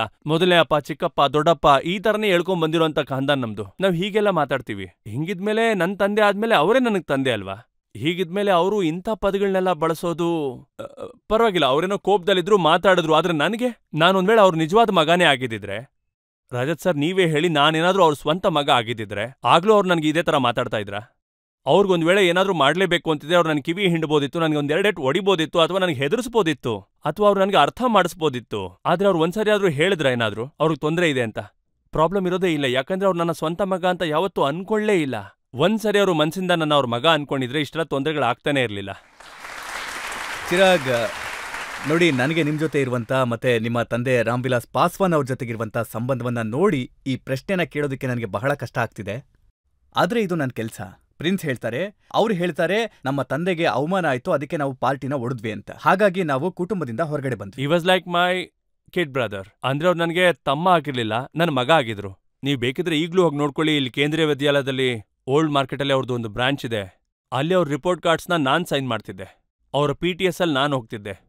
ಯಾರು ನಾನು ಮಗು ತರ ನೋಡ್ಕೊಂಡೆ ಓದಿಸ್ತಾ ಇದ್ದೆ, ಯಾರಿಗೆ ಮ್ಯಾಥ್ಸ್ ಹೇಳ್ಕೊಡ್ತಾ ಇದ್ದೆ, ಇಂಗ್ಲಿಷ್ ಹೇಳ್ಕೊಡ್ತಾ ಇದ್ದೆ, ಎಷ್ಟೊಂದು ಹೇಳ್ಕೊಟ್ಟಿದ್ದೆ, ಗ್ರೂಮಿಂಗ್ ಮಾಡ್ತಾ ಇದ್ದೆ.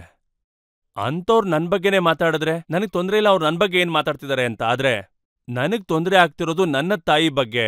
ಯಾರು ಅವ್ರಿಗೆ ದೊಡ್ಡಮ್ಮನ ಸ್ಥಾನನ ತುಂಬ್ಕೊಂಡಿದ್ರು, ಇವತ್ತು ರಾಜಕೀಯದ ದ್ವೇಷ ಅಷ್ಟೊಂದು ಬೆಳೆದಿದೆ. ಈಗ ಅವ್ರ ಹೆಸರಿಡ್ದು ಮಾತಾಡ್ತಿದ್ದಾರೆ, ಅದು ತಪ್ಪಾದ ರೀತಿಲಿ. ನನ್ನ ತಾಯಿ ಬಗ್ಗೆ ನಿಮ್ಗೂ ಗೊತ್ತು, ಅವ್ರು ಸರ್ದಾರ್ನಿ ಇದ್ದಾರೆ, ಪಂಜಾಬಿ ಅವರು. ಮತ್ ಪಂಜಾಬಿಯಲ್ಲಿ ಶರ್ಮಾ ಅನ್ನೋ ಟೈಟಲ್ ಇರೋದೇ ಇಲ್ಲ. ಅವ್ರನ್ನ ತಪ್ಪಾದ ಹೆಸರಿಂದ ಕರೀತಾ ಇದ್ದಾರೆ, ರೀನಾ ಶರ್ಮಾ ಪಾಸ್ವಾನ್. ಅವ್ರು ಆಕ್ಚುಲಿ ಕೌರ್, ಅಲ್ಲಿ ಕೌರ್, ಸಿಂಗ್, ಸರ್ದಾರ್ ಅಲ್ಲಿ ಇದೆಲ್ಲ ತುಂಬಾ ಕಾಮನ್ ಹೆಸರು, ಅದನ್ನೇ ಬಳಸ್ತಾರೆ ಕೂಡ. ರೀನಾ ಶರ್ಮಾ ಪಾಸ್ವಾನ್ ಅವ್ರ ಹೆಸರನ್ನ ಬಳಸ್ತಾ ಅವರು ಹೇಳೋಕ್ ಶುರು ಮಾಡಿದ್ರು. ನನಗನ್ಸುತ್ತೆ ಯಾವುದೇ ಒಂದು ವಿಷಯನೂ ಇದಕ್ಕಿಂತ ಕೆಟ್ಟ ರೀತಿಯಲ್ಲಿ ಆಗೋದಕ್ಕೆ ಸಾಧ್ಯನೇ ಇಲ್ಲ. ಸಂಬಂಧಕ್ಕೆ ಇರುವಂತ ವ್ಯಾಲ್ಯೂಗಳನ್ನ ಹೀಗ್ ಹರಾಜ್ ಹಾಕೋದು. ನೋಡಿ, ಯಾರನ್ನ ನೀವು ತಂದೆ ಸ್ಥಾನದಲ್ಲಿದ್ದು ನೋಡ್ಕೋತಿದ್ರು, ಒಂದ್ ವೇಳೆ ಅವ್ರಿಗೇನಾದ್ರೂ ಕೋಪ ಬಂದಿದ್ರೆ, ಅವ್ರೇನಾದ್ರೂ ಮಾಡ್ತಿದ್ರೆ, ನೀವು ಅವ್ರ ಹತ್ರ ಹೋಗಿ ಮಾತಾಡ್ಬೇಕಿತ್ತು, ಅವ್ರ ಮನ್ಸನ್ನ ಒಲಿಸ್ಬೇಕಿತ್ತು. ಸೊ ಇದು ಮಿಸ್ಸಿಂಗ್ ಲಿಂಕ್ ಆಗಿದೆ. ನಾನು ಹೋಗಿದ್ದೆ, ಆದ್ರೆ ಆಗ ನನಗೆ ಟೈಫಾಯ್ಡ್ ಇತ್ತು. ನನಗೂ ಇದೆಲ್ಲ ನ್ಯೂಸಿಂದಾನೇ ಗೊತ್ತಾಗಿದ್ದು ಹೀಗಾಗಿದೆ ಅಂತ. 12ನೇ ತಾರೀಕು ಅಕ್ಕಪಕ್ಕ ರಜತ್ ಸರ್, ಅವತ್ತು ರಾತ್ರಿ ನ್ಯೂಸ್ ನೋಡಿದ್ಮೇಲೆ ನನಗೆ ಗೊತ್ತಾಯ್ತು ಪರಿವಾರದಲ್ಲಿ ಈ ಥರ ಬೆರಕಾಗಿದೆ ಅಂತ.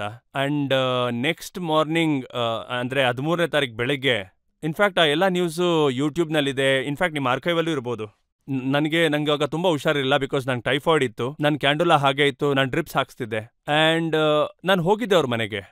ಇನ್ಫ್ಯಾಕ್ಟ್ ನಾನು 1.5 ಗಂಟೆ, ಯಾವ ಮನೆ ಹೇಳಿ, ಯಾವ್ದು ನನ್ನ ಮನೆ ಆಗಿತ್ತೋ ಅಲ್ಲಿ, ಯಾವ ಮನೆ ಆವರಣದಲ್ಲಿ ನಾನು ಆಟ ಆಡ್ತಾ ಇದ್ನೋ, ಯಾವಾಗ ಬೇಕೋ ಆಗ ಹೋಗ್ತಾ ಇದ್ದೆ, ಬಾಗಿಲು ತೆಗಿತಾ ಇದ್ದೆ, ಕೂತ್ಕೊಳ್ತಿದ್ದೆ, ತಿಂತಿದ್ದೆ. ಆವತ್ತು ಅದೇ ಬಾಗಿಲು ನನಗೋಸ್ಕರ ಮುಚ್ಚಿತ್ತು. 1.5 ಗಂಟೆ ನನ್ನ ಪರಿಸ್ಥಿತಿ ಚೆನ್ನಾಗಿಲ್ಲ ಅಂದ್ರೂ ಅದೇ ಮನೆ ಬಾಗಿಲಲ್ಲಿ ನನ್ನ ಕಾರಲ್ಲಿ ಕೂತಿದ್ದೆ. 90 ನಿಮಿಷ ಆದ್ಮೇಲೆ ಅವ್ರು ಡೋರ್ ಓಪನ್ ಮಾಡ್ತಾರೆ. ಆಗ ನಾನು ಮನೆ ಒಳಗೆ ಹೋಗ್ತೀನಿ. ನನ್ನ ಮೊದಲೇ ಮಮ್ಮಿ, ನಮ್ಮ ಚಾಚಿ ಅಲ್ಲೇ ಇದ್ರು. ಅವ್ರು ನನಗೆ ಕಾಣಿಸಿದ್ರು. ನಾನು ಹೋದೆ, ಅವ್ರ ಕಾಲ್ ಮುಟ್ಟಿದ್ರೆ ಅವ್ರ ಕಾಲ್ನ ಹಿಂದಕ್ಕೆ ಎತ್ಕೊಂಡ್ರು. ಇದ್ದಕ್ಕಿದ್ದಾಗೆ ಹೇಳ್ತಾರೆ, ನಿನ್ನ ವಿಷಯದಲ್ಲಿ ಏನೆಲ್ಲ ಆಗ್ತಿದ್ಯೋ ಅದೆಲ್ಲ ಸರಿಯಾಗಿ ಆಗ್ತಿದೆ ಅಂತ. ಒಬ್ಬ ತಾಯಿ ತನ್ನ ಮಗನಿಗೆ ಈ ಥರ ಶಾಪ ಹಾಕ್ಬೋದಾ, ನಿನಗೇನಾಗ್ತಿದ್ಯೋ ಅದೆಲ್ಲ ಒಳ್ಳೇದೇ ಆಗ್ತಿದೆ ಅಂತ. ಅವತ್ ನಾನು ಎಲ್ಲ ಸೈಡ್ಗಿಟ್ಟೇ ಹೋಗಿದ್ದೆ. ನೋಡಿ, ಪರಿವಾರನೂ ಹೊಡಿಬೇಡಿ, ಪಾರ್ಟಿನೂ ಹೊಡಿಬೇಡಿ. ಪಾಪ ತುಂಬಾ ಕಷ್ಟಪಟ್ಟು ಅವ್ರ ಬೆವರು ಸುರಿಸಿ ಇದನ್ನ ಕಟ್ಟಿದ್ದಾರೆ. ಒಂದ್ ವೇಳೆ ನಿಮ್ಗೆ ನನ್ನಿಂದ ತಪ್ಪಾಗಿದೆ ಅಂತ ಅನ್ಸಿದ್ರೆ ನಾನು ಎಲ್ಲಾನೂ ಕೊಡೋದಕ್ಕೆ ರೆಡಿಯಾಗಿದ್ದೀನಿ. ನಾನು ಅಲ್ಲಿಗೆ ಸಣ್ಣವನಾಗೇ ಹೋಗಿದ್ದೆ. ಆಗ್ಲೂ ಕೂಡ ಅವರು ನನ್ನ ಮುಖದ ಮೇಲೆ ಬಾಗಿಲನ್ನ ಹಾಕಿದ್ರು. ರಾಮ್ ವಿಲಾಸ್ ಅವ್ರಿಗೆ ತಮ್ಮ ಕುಟುಂಬ ಅಥವಾ ಪಾರ್ಟಿ ಒಡೆದು ಹೋಗೋದು ಇಷ್ಟ ಇರಲಿಲ್ಲ. ಅವರು ತಮ್ಮ ಜೀವನ ಪೂರ್ತಿ ಇದಕ್ಕಾಗಿ ಪ್ರಯತ್ನ ಮಾಡ್ತಿದ್ರು. ಅವ್ರು ಹೋದ್ಮೇಲೆ ಈ ಭೂಮಿಕಾನ ನಮ್ಮ ಮಾವನೇ ನೋಡ್ಕೊಂಡು ಬೆಳೆಸಿದ್ದು. ಅವ್ರಾದ್ಮೇಲೆ ಕುಟುಂಬನ ನಾವು ಬಿಹಾರಿ ಫ್ಯಾಮಿಲಿ ಹೇಗೆ ಅಂದ್ರೆ ನಮ್ಮನೆ ದೊಡ್ಡವರೆಲ್ಲ ಇದೇ ತರ ನಿರ್ಧಾರ ತಗೋತಾರೆ. ಅವ್ರು ದೊಡ್ಡವರಾಗಿದ್ರಿಂದ ಅವರೇ ಇದನ್ನ ನಿಭಾಯಿಸ್ಬೇಕಾಗಿತ್ತು. ಪಾರ್ಟಿನೂ ಚೆನ್ನಾಗಿರ್ಬೇಕಿತ್ತು, ಪರಿವಾರನೂ ಚೆನ್ನಾಗಿರ್ಬೇಕಿತ್ತು. ಆದ್ರೆ ಈ ಸಂಪೂರ್ಣ ಘಟನೆಯ ಸಮಯದಲ್ಲಿ ನಿಮ್ಮ ತಾಯಿಯವರು ಅವರನ್ನ ಭೇಟಿ ಮಾಡೋದಕ್ಕೆ ಪ್ರಯತ್ನ ಮಾಡ್ಲಿಲ್ವಾ? So this was even more hurtful. ನಮ್ ತಾಯಿ ಆಕ್ಚುಲಿ ನನ್ನಮ್ಮ ಯಾವಾಗ್ಲೂ ಕಂಪ್ಲೇಂಟ್ ಮಾಡ್ತಾ ಇದ್ರು, ನನ್ನನ್ನ ಕಮ್ಮಿ ಪ್ರೀತಿ ಮಾಡ್ತೀರಾ, ಅದೇ ನಿಮ್ಮ ಫ್ಯಾಮಿಲಿ ಅಂತ ಬಂದಾಗ ನಿಮ್ಮ ಅಣ್ಣ ಆಗ್ಬೋದು, ತಮ್ಮ, ಎಲ್ಲ ಸಂಬಂಧಿಕರು ಚೆನ್ನಾಗಿ ನೋಡ್ಕೋತೀರಾ ಅನ್ನೋದು ಅವ್ರ ಕಂಪ್ಲೇಂಟ್ ಯಾವಾಗ್ಲೂ ಆಗಿತ್ತು. ನನಗದು ತುಂಬಾ ಕಾಡ್ತು. ನನಗೆ ನನ್ನ ಮಾವ ಅವ್ರ ಮಗನೇ ಆಗಿದ್ದ. ಅವ್ರು ಯಾವಾಗ್ಲೂ ಅತ್ಗೆ ಅತ್ಗೆ ಅತ್ಗೆ ಅತ್ಗೆ ಅಂತ ಮನೆಗಂತೂ ಬರ್ತಾ ಇರ್ಲಿಲ್ಲ. ಆದ್ರೆ ಇವತ್ತು ಅದೇ ಅತ್ಗೆ ಚಿರಾಗ್ ಅವ್ರ ಅಮ್ಮ ಆಗ್ಬಿಡ್ತಾರೆ. ಅವ್ರು ಎಲ್ಲ ಇಂಟರ್ವ್ಯೂ ಅಲ್ಲಿ ಚಿರಾಗ್ ಅವ್ರ ತಾಯಿ, ಚಿರಾಗ್ ಅವ್ರ ತಾಯಿ, ಚಿರಾಗ್ ಅವ್ರ ತಾಯಿ ಅಂತಾನೆ ಹೇಳ್ತಾರೆ. ಅದ್ಹೇಗೆ ಸಂಬಂಧ ಒಂದೇ ದಿನದಲ್ಲಿ ಬದಲಾಗ್ಬಿಡುತ್ತೆ? ವರ್ಷಗಳಿಂದ, ತಿಂಗಳುಗಳಿಂದ ಯಾರು ನಿಮ್ಮನ್ನ ಮಗನ ಹಾಗೆ ಪಾಲನೆ ಮಾಡ್ತಾ ಬಂದ್ರೋ, ಯಾರು ನಿಮ್ಮ ಪರಿವಾರನ ಕಾಪಾಡಿದ್ರೋ, ಇವತ್ತಿಗೆ 44 ವರ್ಷ ಆಗ್ತಾ ಬಂತು. 45 ವರ್ಷ ಆಯ್ತು ಇವ್ರ ಮದ್ವೆ ಆಗಿ. ಮತ್ ಕಳೆದ 44-45 ವರ್ಷದಿಂದ ಒಬ್ಬ ಅಮ್ಮ ಆಗಿ ನಮ್ ಮಾವಂದಿರ್ನ ಸಾಕುವಂತ ಪ್ರಯತ್ನ ಮಾಡಿದ್ರು. ಮತ್ತವ್ರ ಪರಿವಾರನ ಇವರೇ ನೋಡ್ಕೊಂಡಿದ್ರು. ಅವತ್ತವ್ರು ನಿಮ್ಗೆ ಫೋನ್ ಮಾಡ್ತಾ ಇದ್ದಾರೆ. ಅವ್ರು ಇಡೀ ರಾತ್ರಿ ನಿದ್ದೆ ಮಾಡಿಲ್ಲ, ಫೋನ್ ಮಾಡ್ತಾನೇ ಇದ್ರು. ಒಂದೇ ನಿಮಿಷ ಬನ್ನಿ, 1 ನಿಮಿಷ ಬಂದು ಮನೇಲಿ ಕೂತ್ ಮಾತಾಡಿ, ಏನೇ ಇದ್ರು ಬಗೆಹರಿಸ್ಕೊಳ್ಳೋಣ ಅಂತ ಎಷ್ಟೋ ಹೇಳಕ್ ಪ್ರಯತ್ನ ಪಟ್ರು. ಒಂದ್ ಕಡೆ ಕೂತು ನಾವು ಎಲ್ಲಾನು ಸಾಲ್ವ್ ಮಾಡ್ಕೊಳ್ಳೋಣ ಅಂತ. ಪ್ರಪಂಚದಲ್ಲಿ ಯಾವ್ದೂ ಇಲ್ಲ ಅದು ಮಾತಿಂದ ಬಗೆಹರಿಯಲ್ಲ ಅನ್ನೋದು. ಒಂದ್ ಸರಿನೂ ಅವ್ರು ಬರ್ಲಿಲ್ಲ. ಆಮೇಲೆ ಅದೇ ಹೊತ್ತಿಗೆ ಚಿರಾಗ್ ಅವ್ರ ಅಮ್ಮ ಆಗ್ಬಿಟ್ರು. ಕೆಲವೊಂದು ಫೋಟೋಸ್ ನೋಡ್ದೆ, ನೀವು ಮನೆ ಖಾಲಿ ಮಾಡ್ಬೇಕಿತ್ತು. ಆ ಮನೆಯಲ್ಲಿ ರಾಮ್ ವಿಲಾಸ್ ಅವರು ತುಂಬಾ ವರ್ಷ ಇದ್ರು. ಆದ್ರೆ ನನ್ಗೆ ಆ ಮನೇಲಿ ಬೇರೆ ಯಾವ್ದು ಮೆಮೊರಿನೇ ಇಲ್ವಲ್ಲ ಇದನ್ ಬಿಟ್ಟು. ನಾನು 82ರಲ್ಲಿ ಹುಟ್ಟಿದ್ದು, 89ಕ್ಕೆ ಆ ಮನೆಗೆ ಹೋಗಿದ್ದೆ. ಮತ್ತೆ 8-9 ವರ್ಷ ನನ್ನ ವಯಸ್ಸಿತ್ತು. ಅದಕ್ಕೆ ಮುಂಚೆ ಯಾರಿಗೂ ಏನೂ ತುಂಬ ನೆನಪಿರೋದಿಲ್ಲ. ನನಗೆ ನೆನಪುಗಳು ಅಂತ ಏನೇ ಇದ್ರೂ ಅದೇ ಮನೆದೇ ಆಗಿತ್ತು. ಮತ್ತೆ 30 ವರ್ಷಗಳ ಕಾಲ ನಾ ಮನೇಲಿದ್ದೆ. ಹಾಗಾದ್ರೆ ನೀವು ಯಾರಿಗೆ ಹನುಮಂತ ಆಗಿದ್ರೋ ಅವ್ರು ನಿಮ್ಗೆ ಸಹಾಯ ಮಾಡ್ಲಿಲ್ವಾ? I don't know. ನಾನು ಸಹಾಯ ಮಾಡೋನು ಅಪೇಕ್ಷೆನ ಯಾರಿಂದಾದ್ರೂ ರಜತ್ ಸರ್ ಯಾಕಿಡ್ಲಿ, ಹೇಗಿಡ್ಲಿ, ಯಾವಾಗ ಎಲ್ರೂ ಅನ್ಕೊಂಡಿದ್ರು ನಿಮ್ಗೆ ಸಹಾಯ ಸಿಗುತ್ತೆ ಅಂತ. ನನಗೆ ನನ್ನವರೇ ಸಪೋರ್ಟ್ ಮಾಡ್ಲಿಲ್ಲ ಅಲ್ವಾ? ನಾನು ಬೇರೆಯವರಿಂದ ಎಕ್ಸ್ಪೆಕ್ಟ್ ಮಾಡಕ್ ಸಾಧ್ಯ? ಯಾವಾಗ ನನ್ನವ್ರು ನನ್ನ ಜೊತೆ ನಿಲ್ತಾರೆ. ನಾನು ಎದೆ ತಟ್ಟಿ ಇವತ್ತು ಹೇಳ್ತೀನಿ, ನನ್ನ ಜೊತೆ ನನ್ನವ್ರು ಯಾವತ್ತಾರು ನಿಂತ್ಕೊಂಡಿದ್ದಿದ್ರೆ ಈ ಇಡೀ ದುನಿಯಾದಲ್ಲೇ ಯಾರಿಗೂ ಅಂತ ತಾಕತ್ತಿಲ್ಲ ನನ್ನ ಪಾರ್ಟಿನ ಒಡೆಯೋ ಅಷ್ಟು. ಯಾರಿಗೂ ಆ ಶಕ್ತಿ ಇಲ್ಲ. ಮೋಸ ಅನ್ನೋದು ನಾನು ನನ್ನವರಿಂದನೇ ಅನುಭವಿಸಿದ್ದು. ಒಂದ್ ವೇಳೆ ನನ್ನ ಜೊತೆ ನನ್ನ ಸ್ವಂತ ತಮ್ಮ ನಿಂತಿದ್ರು ಕೂಡ, ನನ್ನ ತಂದೆ ಮತ್ತೆ ನನ್ನ ಮಾವ ನನ್ನ ಜೊತೆ ನಿಂತಿದ್ದಿದ್ರೆ ನಾನು ಬೇರೆಯವರಿಂದ ಏನ ಅಂತ ಎಕ್ಸ್ಪೆಕ್ಟ್ ಮಾಡ್ಲಿ. But having said at all, ಗಂಗೆಯಿಂದ ತುಂಬಾ ನೀರು ಹೊರಗೆ ಹೋಗಾಗಿದೆ ಅಂತ ನನ್ಗನ್ಸುತ್ತೆ. ನಾನ್ ತುಂಬಾ ಮುಂದೆ ಬಂದ್ಬಿಟ್ಟಿದ್ದೀನಿ, ಅವ್ರು ನನ್ನಿಂದ ತುಂಬಾ ದೂರ ಹೋಗ್ಬಿಟ್ಟಿದ್ದಾರೆ. ಚಿರಾಗ್ ಆ ಚಂಡಮಾರುತದಲ್ಲಿ ಎಲ್ಲವೂ ಹೊರಟೋಯ್ತು, ಮನೆ ಕೂಡ ಹೋಯ್ತು. ಆದ್ರೆ ಚಿರಾಗ್ ಕಳೆದೋಗಿಲ್ಲ. ಏನ್ ಬೇಕಾದ್ರೂ ಆಗ್ಲಿ, ಆದ್ರೆ ಈ ಚಿರಾಗ್ ಮಾತ್ರ ಕಳೆದೋಗೋದಿಲ್ಲ. ಈ ಪಾರ್ಟಿ ಕೂಡ ಕೈಬಿಟ್ಟೋಯ್ತು, ಸಿಂಬಲ್ ಕೂಡ ಕೈಬಿಟ್ಟೋಯ್ತು. ಮತ್ತೆ ನೀವು ಪಾರ್ಟಿನ ಹೇಗೆ ಎತ್ತಿ ನಿಲ್ಸಿದ್ರಿ? ನಮ್ ತಂದೆ ಇದಾರಲ್ಲ, ಬೇಕು ಬೇಡ ಅಂತನೂ ಈ never actually thought me politically ಏನ್ ಮಾಡ್ಬೇಕು ಏನ್ ಮಾಡಬಾರ್ದು ಅಂತ. ಬಟ್ ತುಂಬಾ ಸಾರಿ ಹೇಳಿದ್ರು, ಜೀವನದಲ್ಲಿ ಏನಾದ್ರೂ ಅರ್ಥ ಆಗ್ಲಿಲ್ಲ ಅಂದ್ರೆ, ಕಣ್ಣು ಮುಂದೆ ಕತ್ಲಾಗ್ಬಿಟ್ರೆ, ಕ್ಲಾರಿಟಿ ಆಫ್ ಥಾಟ್ಸ್ ಇಲ್ಲ ಅಂದ್ರೆ, ಕನ್ಫ್ಯೂಷನ್ಸ್ ಆಗ್ತಾ ಇದ್ರೆ, ಅಥವಾ ಡಿಫಿಕಲ್ಟ್ ಟೈಮ್ ಬಂದಾಗ ಆಗ ಜನಗಳ ಮಧ್ಯೆ ಇರು ಅಂತ. ಸುಮ್ನೆ ಮುಂದೆ ಹೋಗ್ತಾ ಇರೋ ಜಾಗ ಅದಕ್ಕೆ ಅದೇ ತೋರಿಸುತ್ತೆ ಅಂತ. This is exactly what I did. 12 June ಇದೆಲ್ಲ ಆಯ್ತು. 5th ಜುಲೈ ತಂದೆಯವರ ಬರ್ಡೇ ಇತ್ತು. ಅವ್ರ ಬರ್ಡೇ ದಿನ ಐ ಸ್ಟಾರ್ಟೆಡ್ ದಿಸ್ ಆಶೀರ್ವಾದ್ ಯಾತ್ರಾ. ಹಾಜಿಪುರಿಂದ ನಾನು ಇದನ್ನ ಶುರು ಮಾಡಿದ್ದೆ. ಇದು 1.5-2 ವರ್ಷದವರೆಗೂ ಈ ಯಾತ್ರೆ ನಡೀತಾನೆ ಹೋಯ್ತು. And here I am.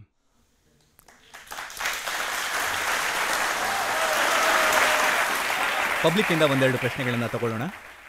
Sir, ನನ್ ಪ್ರಶ್ನೆ ಏನು ಅಂದ್ರೆ, ನಿಮ್ಗೆ ಕೆಲವು ಸಂಕಷ್ಟದ ದಿನಗಳಿದ್ವು, ಮತ್ತೆ ಒಂದ್ ಕಡೆಯಿಂದ ನಿಮ್ ಪಾರ್ಟಿ ಒಡಿತಾ ಬರ್ತಿತ್ತು. ಮತ್ತೆ ಇದು ಸತ್ಯನಾ, ನಿಮ್ಮ ಗೆಳೆಯ ತೇಜಸ್ವಿ ಯಾದವ್ ಅವರು ಅವ್ರ ಪಾರ್ಟಿ RJDನಲ್ಲಿ ನಿಮ್ಗೆ ಶಾಮೀಲಾಗೋದಕ್ಕೆ ಪ್ರಸ್ತಾಪ ಮಾಡಿದ್ರು ಅನ್ನೋದು? ಈ ತರ ಯಾವ್ದು ಪ್ರಸ್ತಾವನೆ ಆಗಿರ್ಲಿಲ್ಲ. ಮುಂದೆ ಯಾವತ್ತೂ ಈ ತರ ಒಂದು ಪ್ರಸ್ತಾವನೆ ಆಗತ್ತೆ ಅಂತ ನಾನು ಅನ್ಕೊಂಡಿಲ್ಲ. ಇದು ನನ್ನದೇ ಪಾರ್ಟಿ. ನಾವು ಹಾನೆಸ್ಟ್ ಆಗಿರ್ತೀವಿ, ನಾವು ಕೆಲ್ಸಗಳನ್ನ ಸರಿಯಾಗಿ ಮಾಡ್ತೀವಿ, ಯಾರ ಜೊತೆನೂ ಮರ್ಜಂತೂ ಆಗೋದಿಲ್ಲ. ಇಂಥ ಕಷ್ಟದ ಸಂದರ್ಭದಲ್ಲಿ ನಿಮ್ಮ ನೆರೆಹೊರೆಯವರಾದ ಸೋನಿಯಾ ಅವರಿಂದ ಏನೂ ಮೆಸೇಜ್ ಬರ್ಲಿಲ್ವಾ?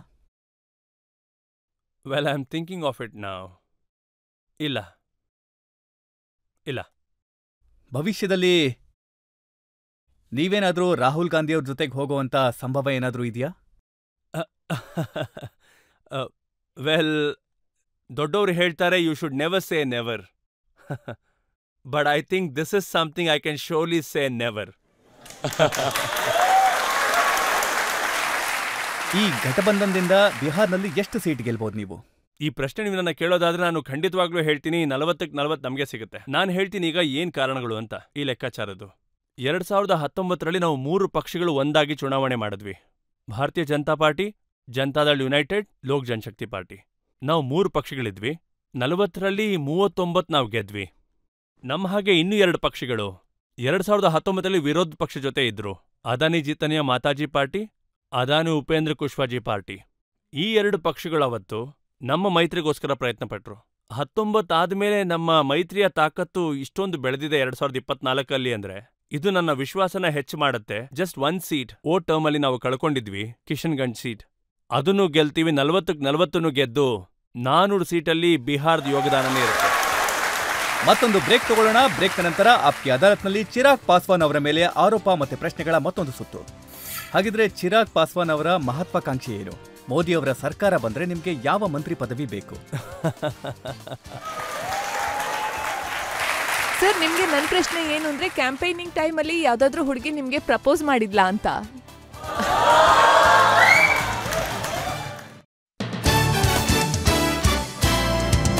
Welcome back. ಆಪ್ಕಿ ಅದಾಲತ್ನಲ್ಲಿ ನಾವಿವತ್ತು ಮೊಕದ್ದಮೆ ನಡೆಸ್ತಾ ಇರೋದು ಚಿರಾಗ್ ಪಾಸ್ವಾನ್ ಅವರ ಮೇಲೆ. ಆಪ್ಕಿ ಅದಾಲತ್ನಲ್ಲಿ ಮುಂದಿನ ಸುತ್ತು. ಆಪ್ಕಿ ಅದಾಲತ್ನಲ್ಲಿ ಲೋಕ್ ಜನಶಕ್ತಿ ಪಾರ್ಟಿಯ ನ್ಯಾಷನಲ್ ಪ್ರೆಸಿಡೆಂಟ್ ಚಿರಾಗ್ ಪಾಸ್ವಾನ್ ಅವರ ಮೇಲಿರುವ ಆರೋಪವೆಂದರೆ ಇವರು ಓವರ್ ಆಂಬಿಷಿಯಸ್ ಎಂಬುದು. ಚಿರಾಗ್, ಇತ್ತೀಚೆಗೆ ನಿಮ್ಮ ಪಬ್ಲಿಕ್ ಮೀಟಿಂಗ್ ಏನಾಗತ್ತಲ್ಲ, ಅದರಲ್ಲಿ ಹೇಗೆ ಹಾಡ್ತಾರೆ ಅಂತ ನಾನು ಜನಗಳಿಗೆ ಹೇಳಬೇಕು ಅಂತಿದ್ದೀನಿ. ಸಿಂಹದ ಮಗ ಚಿರಾಗ್ ಇಡೀ ಬಿಹಾರಕ್ಕೆ ಪ್ರೀತಿ ಪಾತ್ರನಾದವನು. ಒಂದೆರಡು ಹಾಡುಗಳನ್ನ ನಾವೀಗ ನೋಡೋಣ.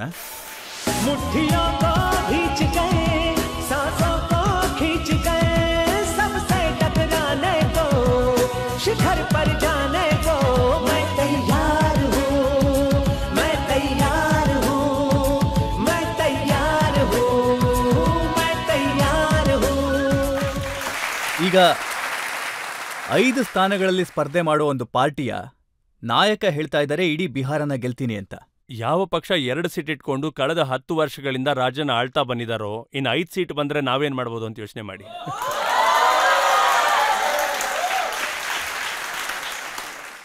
ಇತ್ತೀಚೆಗೆ ತೇಜಸ್ವಿ ಅವರ ಪಕ್ಷದ ಸಭೆಗಳನ್ನ ನೋಡಿದಾಗ ಅಲ್ಲೂ ಕೂಡ ತುಂಬಾ ಜನ ಸೇರ್ತಾರೆ. ಮತ್ತೆ ಆ ಗುಂಪಲ್ಲಿ ತುಂಬಾ ಉತ್ಸಾಹ ಇರುತ್ತೆ. ಇಲ್ಲ, ಇದು ಒಳ್ಳೆ ವಿಷಯನೇ. ಯಾಕಂದ್ರೆ ಜನರಿಗೆ ಒಂದು ವೆರೈಟಿ ಅಂತ ಸಿಗುತ್ತೆ, ಅದ್ ಸಿಗ್ಬೇಕು ಕೂಡ.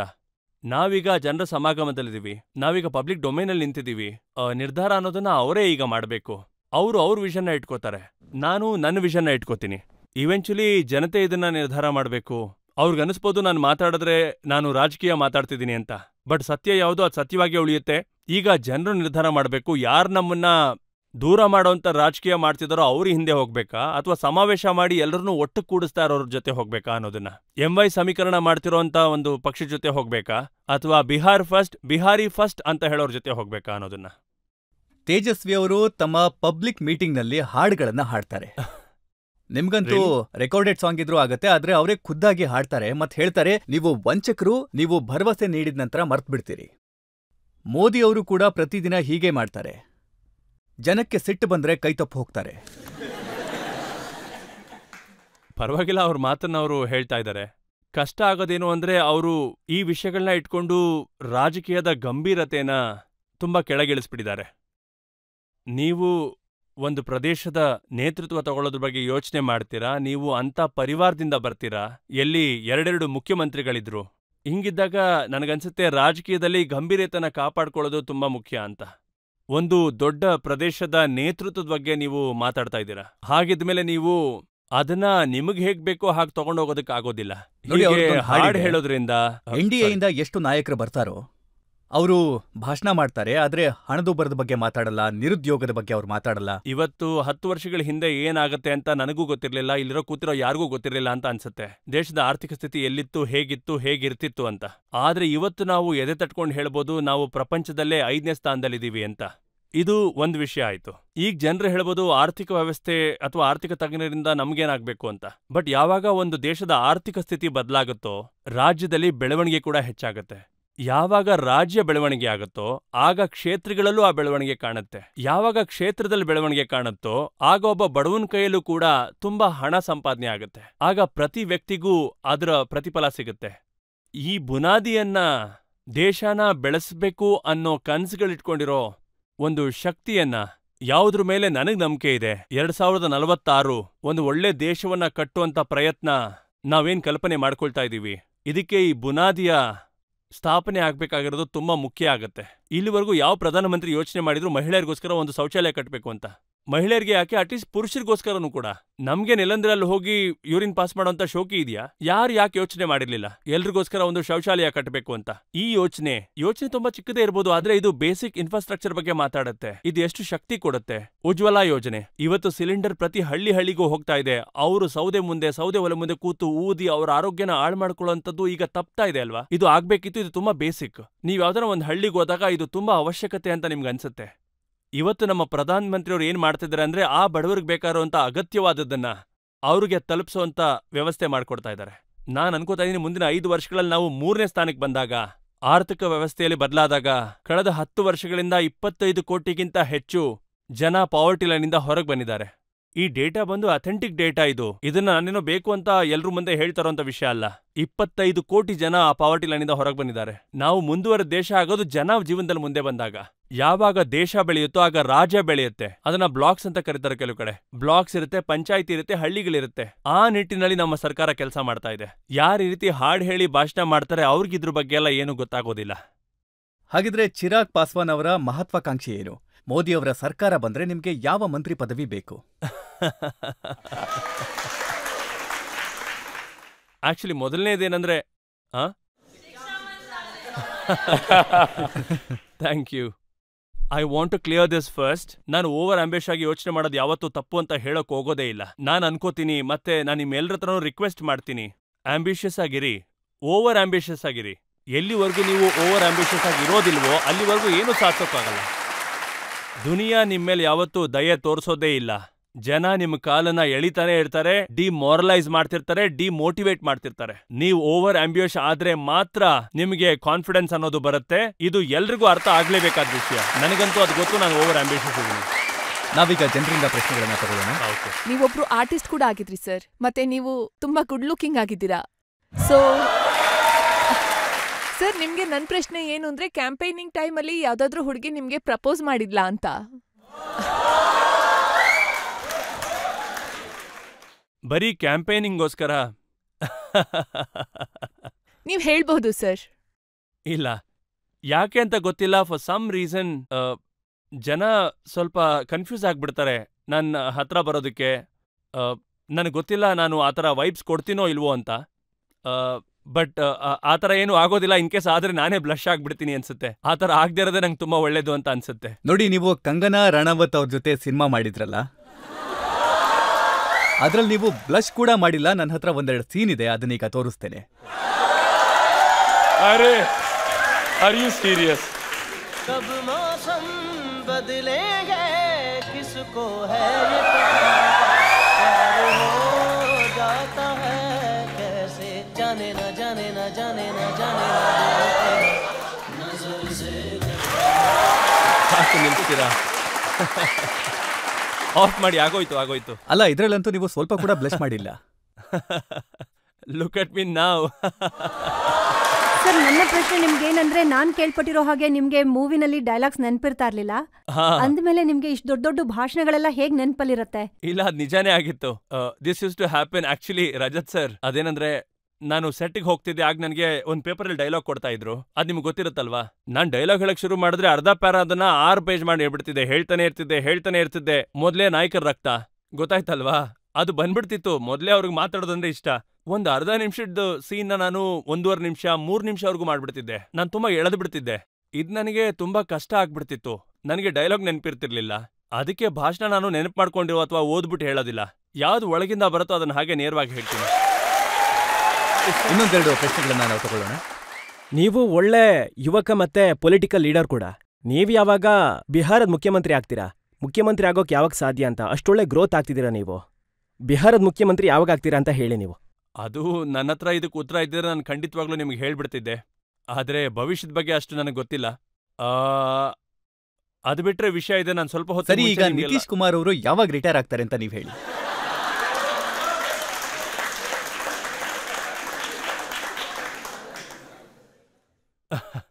ನಮ್ಮೆಲ್ರಿಗೂ ಗೊತ್ತು, ಅವರು ಪಬ್ಲಿಕ್ ಡೊಮೈನಲ್ಲಿದ್ದಾರೆ. ಜನತಾ ಯಾರನ್ನ ನಿರಾಕರಿಸ್ತಾರೋ ಅವ್ರು ಹೋಗ್ತಾರೆ, ಯಾರನ್ನ ಸ್ವೀಕರಿಸ್ತಾರೋ ಅವ್ರು ಮುಂದೆ ಹೋಗ್ತಾರೆ. ಸರ್, ನಾನು ಸಹ ಬಿಹಾರ್ ಅವಳೆ. ನಾನ್ ನಿಮಗೇನ್ ಕೇಳ್ಬೇಕು ಅಂತಿದ್ದೀನಿ ಅಂದ್ರೆ, ನೀವು ವಿಭಿನ್ನವಾಗಿ ಏನ್ ಮಾಡ್ತೀರಾ, ನೀವ್ ಏನ್ ಮಾತ್ ಕೊಡ್ತೀರಾ, ನೀವು ವಿಶೇಷವಾಗಿ ಏನ್ ತರ್ತೀರಾ, ನಿಮಗ್ ಗೊತ್ತಿರೋ ಹಾಗೆ ನಿತೀಶ್ ಕುಮಾರ್ ಅವ್ರು ಕೂಡ ಇದ್ದಾರೆ, ನಮ್ಮ ಮುಖ್ಯಮಂತ್ರಿ. ಅಂದ್ರೆ ನೀವೇನ್ ವಿಭಿನ್ನವಾಗಿ ಮಾಡ್ಬೇಕು ಅಂತಿದ್ದೀರಾ? ನಾನು ಈ ಬಿಹಾರಿ ಫಸ್ಟ್ ಅನ್ನೋ ಒಂದು ಯೋಜನೆನ ಹಾಕೊಂಡ್ ಬಂದಿದ್ದೀನಿ. ನನಗನ್ಸುತ್ತೆ ಬಿಹಾರಲ್ಲಿ 4 ತರಹದ ವ್ಯತ್ಯಾಸಗಳಾಗುವಂತ ಅವಶ್ಯಕತೆ ಇದೆ. ಮಲ್ಟಾ ಡೈರೆಕ್ಷನಲ್ ಅಪ್ರೋಚ್ ನಮಗೆ ಇಡಬೇಕಾಗತ್ತೆ. ಒಂದು ಕಡೆ ಶಿಕ್ಷಣದಲ್ಲಿ ಅದು ನಮ್ಗಿಲ್ಲಿ ತುಂಬಾನೇ ಅಗತ್ಯ ಇರುವಂತದ್ದು. ಎಲ್ಲಿವರೆಗೂ ಶಿಕ್ಷಣ ಬರೋದಿಲ್ವೋ ಅಲ್ಲಿವರೆಗೂ ಜಾತಿ ಮತ ಪಂಗಡ ಅನ್ನೋದು ಹೋಗೋದೇ ಇಲ್ಲ. ಅದು ಅಲ್ಲಿವರೆಗೂ ಹಾಗೆ ಉಳ್ಕೊಂಡ್ಬಿಡುತ್ತೆ. ಎಜುಕೇಟ್ ಆಗೋದು ನನ್ನ ಕೇಳಿದ್ರೆ ಇದು ತುಂಬಾ ಚಿಂತೆ ಮಾಡ್ಬೇಕಾದ ವಿಷಯನೇ. ಇವತ್ತು ನನ್ನ ಮಕ್ಕಳು ಕೋಟಾಗ್ ಹೋಗ್ಬೇಕು ಓದೋದಕ್ಕೆ. ಕೋಟಾದಲ್ಲಿ ಓದ್ತಾ ಇರೋನು ಬಿಹಾರಿ, ಓದಿಸ್ತಾ ಇರೋನು ಬಿಹಾರಿ, ಆ ಸಂಸ್ಥೆನ ನಡೆಸ್ತಾರೋನ್ ಕೂಡ ಬಿಹಾರಿ. ಆದ್ರೆ ಸರ್ಕಾರ ಮಾತ್ರ ರಾಜಸ್ಥಾನದ್ದು. ಯಾಕೆ ಈ ವ್ಯವಸ್ಥೆ ಪಾಟ್ನಾದಲ್ಲಿ ಆಗ್ಬಾರ್ದು, ಬಾಗಲ್ಪುರದಲ್ಲಿ ಆಗ್ಬಾರ್ದು, ದರ್ಭಂಗಾದಲ್ಲಿ, ಮುಜಫಾಪುರಲ್ಲಿ ಯಾಕೆ ಆಗ್ಬಾರ್ದು? ನಮ್ಮ ರಾಜ್ಯದ ಬೇರೆ ಬೇರೆ ಜಿಲ್ಲೆಗಳಲ್ಲಿ ಯಾಕೆ ನಾವು ಎಜುಕೇಶನ್ ಹಬ್ಗಳನ್ನ ಮಾಡಬಾರ್ದು? ಎರಡನೇದು, ರಾಜ್ಯದ ರಾಜ್ಯಸ್ವವನ್ನ ನಾವು ಬೆಳವಣಿಗೆ ಮಾಡಬೇಕು. ಅದು ಬೆಳವಣಿಗೆ ಹೇಗಾಗತ್ತೆ? We are so blessed Rajat sir. ನಾವು ಎಂತ ರಾಜ್ಯದಲ್ಲಿದ್ದೀವಿ ಅಂದ್ರೆ ಎಲ್ಲಿ ರಿಲಿಜಿಯಸ್ ಟೂರಿಸಂಗೆ ತುಂಬಾನೇ ಆದ್ಯತೆ ಇದೆ. ಅಯೋಧ್ಯದಲ್ಲಿ ಒಂದೇ ಒಂದು ರಾಮ ಮಂದಿರ ನಿರ್ಮಾಣವಾಯಿತು. ಬೇರೆದೆಲ್ಲ ಸೈಡ್ಗೆ ಇಟ್ಬಿಡಿ, ಅದು ಇನ್ನೊಂದ್ ಕಡೆ ಇದೆ. ಬಟ್ ಯೋಚನೆ ಮಾಡಿ ಆ ಕ್ಷೇತ್ರದ ಆರ್ಥಿಕತೆ ಎಷ್ಟು ಬೆಳವಣಿಗೆ ಆಯ್ತು ಅಂತ. ಅಲ್ಲಿ ಹೋಟೆಲ್ ಬರಕ್ ಶುರುವಾಗುತ್ತೆ, ರೆಸಾರ್ಟ್ಸ್ ಬರಕ್ ಶುರುವಾಗುತ್ತೆ, MNCಗಳು ಬರಕ್ ಶುರುವಾಗುತ್ತೆ. ಒಂದ್ ವೇಳೆ ಅಯೋಧ್ಯದಲ್ಲಿ ಅಂತ ಒಂದು ರಾಮ ಮಂದಿರ ಸೃಷ್ಟಿ ಆಗ್ಬೋದು ಅಂತ ಆದ್ರೆ ನಮ್ಮ ಮಾತೆ ಸೀತಾ ತಾಯಿಯ ಮಂದಿರ ಕೂಡ ಸೀತಾಮಣಿಲಿ ಯಾಕೆ ಆಗ್ಬಾರ್ದು ಅಂತ ಕೇಳ್ತೀನಿ. ನಾವು ಜಸ್ಟ್ ಇಮ್ಯಾಜಿನ್, ಆ ದೇವಸ್ಥಾನ ಆದ್ಮೇಲೆ ಇನ್ನೊಂದ್ ಮಾತಿದೆ, ನಂಬಿಕೆ ಎಲ್ಲ ಸೈಡ್ಗಿಡಿ, ಯಾರಿಗೆ ವಿಶ್ವಾಸ ಇದೆ ಅವ್ರು ಹೋಗ್ತಾರೆ. ಈಗ ಯೋಚನೆ ಮಾಡಿ 6 ಲೈನಿನ ಕಾರಿಡಾರ್ ಆಗ್ಬಿಟ್ರೆ ಅಯೋಧ್ಯ ಮತ್ತೆ ಸೀತಾಮಡಿ ಸೆಂಟ್ರಲ್ಲಿ ಯಾರು ಭಗವಂತ ರಾಮನ ನೋಡಕ್ ಅಲ್ಲಿಗೆ ಹೋಗ್ತಾರೋ ಸೀತಾಮಾತೆ ಆಶೀರ್ವಾದ ತಗೊಳಕ್ ಇಲ್ಲೂ ಕೂಡ ಬರ್ತಾರೆ. ಅಲ್ಲೇ ಬೋಧ್ಗಯ ಕೂಡ ಇದೆ, ಗೌತಮ್ ಬುದ್ಧ ಅವರ ಸ್ಟ್ಯಾಚ್ಯೂ, ಅದನ್ನ ವರ್ಲ್ಡ್ ಕ್ಲಾಸ್ ಸಿಟಿ ಕೂಡ ಮಾಡಬಹುದು. ಅಲ್ಲಿ ಇಂಟರ್ನ್ಯಾಷನಲ್ ಟೂರಿಸ್ಟ್ ಕೂಡ ಬರ್ತಾರೆ. ಭಗವಾನ್ ಮಹಾವೀರರ ಜನ್ಮಸ್ಥಾನ ಕೂಡ ಇದೆ, ಲಚ್ವಾಡ್ ಇದೆ, ವೈಶಾಲಿ ಇದೆ, ಗುರು ಗೋವಿಂದ್ ಸಿಂಗ್ ಅವ್ರ ಸ್ಟ್ಯಾಚ್ಯೂ. ಎಷ್ಟು ಸರ್ದಾರ್ ಸಮುದಾಯದವರು ಸಿಂಗ್ಗಳು ಅಲ್ಲಿಗೆ ಬರ್ತಾರೆ. ಇದೆಲ್ಲದನ್ನು ನಾವು ಒಂದು ರಿಲಿಜಿಯಸ್ ಟೂರಿಸಂ ಪ್ಲೇಸ್ನಾಗಿ ನಾವು ಮಾಡ್ಬಿಟ್ವಿ ಅಂತ ಇಟ್ಕೊಳ್ಳಿ, ಆಗ ಆಟೋಮೆಟಿಕ್ ಆಗಿ ರೆವಿನ್ಯೂ ಜನರೇಟ್ ಆಗೋದಕ್ಕೆ ಶುರು ಆಗುತ್ತೆ. ನಮ್ಮದು ಕೃಷಿ ಪ್ರಧಾನ ಪ್ರದೇಶ. ನಮ್ಮ ತಂದೆ ಹುಟ್ಟಿದಂತ ಹಾಜಿಪುರಲ್ಲಿ ಬಾಳೆಹಣ್ಣು ತುಂಬಾ ಫೇಮಸ್. ಇಲ್ಲಿ ಯಾರಾದ್ರೂ ನೀವು ಹಾಜಿಪುರಿಂದ ಬಂದಿದ್ರೆ ನಿಮಗೆ ಗೊತ್ತಿರುತ್ತೆ ಅದೆಷ್ಟು ಫೇಮಸ್ ಅಂತ. ಹಾಜಿಪುರದ ಬಾಳೆಹಣ್ಣು ಡೌನ್ ಸೌತ್ ಹೋಗುತ್ತೆ ಅಂದ್ರೆ ಅದರಿಂದ ಬನಾನಾ ಚಿಪ್ಸ್ ಆಗ್ಬಿಡತ್ತೆ. ಅದನ್ನ ಮಾರ್ಕೆಟಿಂಗ್, ಪ್ಯಾಕೇಜಿಂಗ್ ಎಲ್ಲ ಸರಿಯಾಗಿ ನೋಡ್ಕೊಂಡ್ರೆ ಅದೇ ಪ್ರಾಸೆಸಿಂಗ್ ಯೂನಿಟ್ ಅದು ಹಾಜಿಪುರದಲ್ಲಾದ್ರೆ ಅಲ್ಲೇ ಆ ರೈತನಿಗೆ ಹೆಚ್ಚಾದ ಒಂದು ಸಂಭಾವನೆ ಸಿಗುತ್ತೆ. ಅಲ್ಲೇ ಪ್ಯಾಕೇಜಿಂಗ್ ಆಗಿ ಪ್ರಾಸೆಸಿಂಗ್ ಆದ್ರೆ ಅದು ಬಿಡಿ, ತಾವರೆ ಬೀಜ ಇವತ್ತು ಪ್ರಧಾನಮಂತ್ರಿ ಅದನ್ನ ಇಡೀ ಪ್ರಪಂಚದಲ್ಲೇ ಫೇಮಸ್ ಮಾಡ್ಬಿಟ್ರು. ಈಗ ಆ ತಾವರೆ ಬೀಜನ ನಾವು ಅಲ್ಲೇ ಪ್ರಾಸೆಸಿಂಗ್ ಮಾಡಿದ್ರೆ, ಅದ್ರ ಪ್ಯಾಕೇಜಿಂಗ್ ಮಾಡಿದ್ರೆ, ಮಾರ್ಕೆಟ್ ಮಾಡಕ್ ಶುರು ಮಾಡಿದ್ರೆ ರೈತರ ಕೈಗೆ ತುಂಬಾನೇ ಹಣ ಬರೋದಕ್ಕೆ ಶುರುವಾಗತ್ತೆ. ಇನ್ನೊಂದು, ನಾವೆಲ್ಲ 6 ತಿಂಗಳ ಕಾಲ ಬರೀ ಬರಗಾಲದಲ್ಲೇ ಬಳಲ್ಬಿಡ್ತೀವಿ. ಅರ್ಧ ಬಿಹಾರ್, ನಾನೇನ್ ಭವಿಷ್ಯ ಹೇಳ್ತಾ ಇಲ್ಲ ಇಲ್ಲಿ, ನಾನ್ ಬೇಕಾದ್ರೆ ಬರ್ಕೊಡ್ತೀನಿ, ಈ ಜುಲೈ ಮಂತ್ ಆಗ್ಲಿ ನೋಡಿ, ಅರ್ಧ ಬಿಹಾರ ಬರಗಾಲದಲ್ಲಿರುತ್ತೆ, ಇನ್ನರ್ಧ ಆರಾಮಾಗಿರುತ್ತೆ. ಈಗ ಅದಕ್ಕೆ ಪರ್ಮನೆಂಟ್ ಸೊಲ್ಯೂಷನ್ ಅಂತ ಒಂದು ಹುಡುಕ್ಬೇಕಲ್ವಾ? Interlinking of the rivers ಮೇಲೆ ನಾವು ಕೆಲಸ ಮಾಡಬಹುದು, ನದಿಗಳನ್ನ ಜೋಡಿಸೋಂತ ಯೋಜನೆ ಮೇಲೆ. ಇದರಿಂದ ನೀರಿನ ಸಮಸ್ಯೆ ಮೇಲೆ ಸಂಪೂರ್ಣ ಹಿಡಿತ ಸಿಗುತ್ತೆ. ಎಲ್ಲಿ ನೀರ್ ಜಾಸ್ತಿ ಇರುತ್ತೋ ಅದನ್ನ ಡೈವರ್ಟ್ ಮಾಡಿ ನಾವು ಇಂಥ ಜಾಗಕ್ಕೆ ತರಬೇಕು, ಅಲ್ಲಿ ಈ ಸಮಸ್ಯೆಗಳನ್ನ ಬಗೆಹರಿಸಬಹುದು. ಇಂಥ ಜಾಗಗಳಲ್ಲಿ ನಾವು ತಾತ್ಕಾಲಿಕವಾಗಿ ಕೆಲಸ ಮಾಡೋದಕ್ಕೆ ಶುರು ಮಾಡಿದ್ರೆ, ಒಂದ್ ವೇಳೆ ಇದು ನಮ್ಮ ಫೇವರ್ ಅಲ್ಲೇ ವರ್ಕ್ ಆದ್ರೆ ನಾವು ಬಿಹಾರ್ನ ಮತ್ತೆ ವಾಪಸ್ ಅದೇ ಗ್ಲೋರಿಗೆ ತಗೊಂಡ್ ಬರ್ಬೋದು. ಯಾವ್ದಕ್ಕೆ ಬಿಹಾರ್ ಮುಂಚೆ ಫೇಮಸ್ ಆಗಿತ್ತೋ ಆ ಯೂನಿವರ್ಸಿಟಿ ವಾಪಸ್ ತರ್ಬೋದು. ಅಲ್ಲಿ ಹಾಸ್ಪಿಟಲ್ಗಳಿವೆ. ನೀವು ವಾರ್ಷಿಕ ವ್ಯವಸ್ಥೆಯಲ್ಲಿ ನೋಡಿ, ಪಂಚವಾರ್ಷಿಕ ವ್ಯವಸ್ಥೆಯಲ್ಲಿ ನೋಡಿ, ಇದ್ರ ಬಗ್ಗೆ ಯಾವುದೇ ಉಲ್ಲೇಖ ಇಲ್ಲ. ಈ ಎಲ್ಲಾ ಅಂಶಗಳನ್ನ ನಾನು ಮಲ್ಟಾ ಡೈರೆಕ್ಷನಲ್ ಅಪ್ರೋಚ್ ಅಲ್ಲಿ ಏನ್ ಮಾತಾಡ್ತಾ ಇದ್ದೀನಿ, ಇದನ್ನ ಟಾರ್ಗೆಟ್ ಓರಿಯೆಂಟ್ ಮಾಡಿ, ಟೈಮ್ ಬೌಂಡ್ ಮಾಡಿ ನಾವು ಮುಂದೆ ಹೋಗ್ಬೇಕಾಗತ್ತೆ. And these are my thoughts and these are just the few examples. You ask me any question concerning Bihar's issues, I have the answer for you. ನಾನಿಲ್ಲಿ ಸಮಸ್ಯೆನ ಕೇಳೋದಕ್ಕಲ್ಲ, ಬಗೆಹರಿಸೋದಕ್ಕೆ ಅಂತ ಬಂದಿದ್ದೀನಿ. ನಿಮ್ಮ ಮನಸ್ಸಿನಲ್ಲಿ ಒಂದು ವಿಷನ್ ಇದೆ ಅಂತ ಕೇಳಿ ನನಗೆ ಬಹಳ ಸಂತೋಷ ಆಯಿತು. ಬಿಹಾರ್ ಹೇಗಿದೆ ಮತ್ತೆ ಹೇಗೆ ಪ್ರಗತಿ ಹೊಂದಬಹುದು ಅಂತ. ಮತ್ತೆ ನಾವು ನಿಮ್ಗೆ ಕೇಳಿದಂತ ಎಲ್ಲ ಪ್ರಶ್ನೆಗಳಿಗೆ ಯಾವುದೇ ಮುಚ್ಚುಮರ ಇಲ್ಲದೆ ಉತ್ತರ ಕೊಟ್ಟಿದ್ದೀರಾ. ನಾವೀಗ ಒಂದು ಬ್ರೇಕ್ ತಗೊಳ್ಳೋಣ. ಬ್ರೇಕ್ನ ನಂತರ ಕೇಳೋಣ ಆಪ್ಕಿ ಅದಾಲತ್ನಲ್ಲಿ ಇವತ್ತಿನ ಜಡ್ಜ್ ಅನಂತ್ ವಿಜಯ್ ಅವರ ತೀರ್ಪನ್ನ, ಇವತ್ತಿನ ಮೊಕದ್ದಮೆಯ ಬಗ್ಗೆ.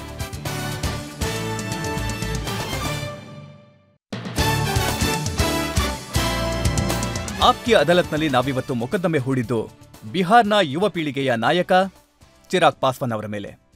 ಚಿರಾಗ್ ಪಾಸ್ವಾನ್ ಅವರ ಪರಂಪರೆ ಬಗ್ಗೆ ಕೇಳಿದ್ವಿ, ಅವರ ರಾಜಕೀಯದ ಬಗ್ಗೆ ಕೇಳಿದ್ವಿ, ಅವರ ಆಂಬಿಷನ್ ಬಗ್ಗೆ ಮತ್ತೆ ಅವರ ವಿಷನ್ ಬಗ್ಗೆ ಕೂಡ ಕೇಳಿದ್ವಿ. ಈಗ ಸಮಯ ಬಂದಿದೆ ಆಪ್ಕಿ ಅದಾಲತ್ನಲ್ಲಿ ಇವತ್ತಿನ ಜಡ್ಜ್ ಅನಂತ್ ವಿಜಯ್ ಅವರ ತೀರ್ಪನ್ನ ಕೇಳೋದಕ್ಕೆ. ರಜತ್ ಅವರಂತ ಪ್ರಾಸಿಕ್ಯೂಟರ್ ಇದ್ದಾಗ, ಹಾಗೆ ಚಿರಾಗ್ ಅಂತ ಯುವ ನಾಯಕ ಕಟ್ಕಟಲ್ಲಿದ್ದಾಗ, ಆಗ ನಾವು ನೋಡ್ದಾಗೆ ಮೊಕದ್ದಮೆ ತುಂಬಾ ಕುತೂಹಲಕಾರಿಯಾಗಿರುತ್ತೆ. ಈಗ ರಜತ್ ಅವರು ಎಲ್ಲ ರೀತಿಯಲ್ಲೂ ಚಿರಾಗ್ ಅವರ ಮೇಲೆ ಆರೋಪ ಮಾಡೋದಾಗ್ಲಿ, ಅಪವಾದ ಮಾಡೋದಾಗ್ಲಿ, ಹಾಗೆ ಪ್ರಶ್ನೆಗಳನ್ನ ಕೇಳೋಂಥ ಪ್ರಯತ್ನ ಏನ್ ಮಾಡಿದ್ದಾರೆ, ಅದರಲ್ಲಿ ಚಿರಾಗ್ ಅವರು ಬರೀ ಪಾರಿವಾರಿಕವಾದ ಅಲ್ಲ, ಅವರು ಪರಿವಾರವಾದ ಮತ್ತು ರಾಜಕೀಯದ ಎಲ್ಲಾ ಸಮಸ್ಯೆಗಳನ್ನ, ಹಾಗೆ ಬಿಹಾರದ ಬಗ್ಗೆ ಅವರ ವಿಷನ್ ಅನ್ನ ಎಲ್ರೂ ಮುಂದೆ ಇಟ್ಟಿದ್ದಾರೆ. ಹಾಗೂ ತುಂಬಾ ಒಳ್ಳೆ ರೀತಿಯಲ್ಲಿ ಅವರು ರಜತ್ ಅವರ ಎಲ್ಲ ಆರೋಪಗಳ ಮೇಲೆ ಅವರು ಅವರ ಒಂದು ಮತವನ್ನ ಇಡೋದಕ್ಕೆ ಪ್ರಯತ್ನ ಪಟ್ಟಿದ್ದಾರೆ. ಹಾಗೆ ನ್ಯಾಯಾಲಯ ಅವರ ಮತದಿಂದ ಸಂತೋಷವಾಗಿದೆ. ಹಾಗಾಗಿ ನ್ಯಾಯಾಲಯ ಚಿರಾಗ್ ಪಾಸ್ವಾನ್ ಅವರನ್ನ ಆರೋಪದಿಂದ ಮುಕ್ತಗೊಳಿಸಿದೆ.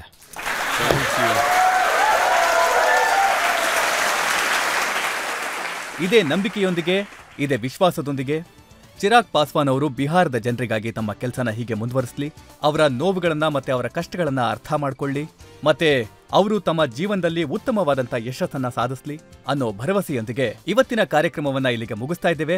ಮುಂದಿನ ವಾರ ಮತ್ತೆ ಭೇಟಿಯಾಗ್ತೀನಿ ಮತ್ತೊಬ್ರು ಹೊಸ ವ್ಯಕ್ತಿಯೊಂದಿಗೆ. ಅಲ್ಲಿವರೆಗೂ ನಮಸ್ಕಾರ.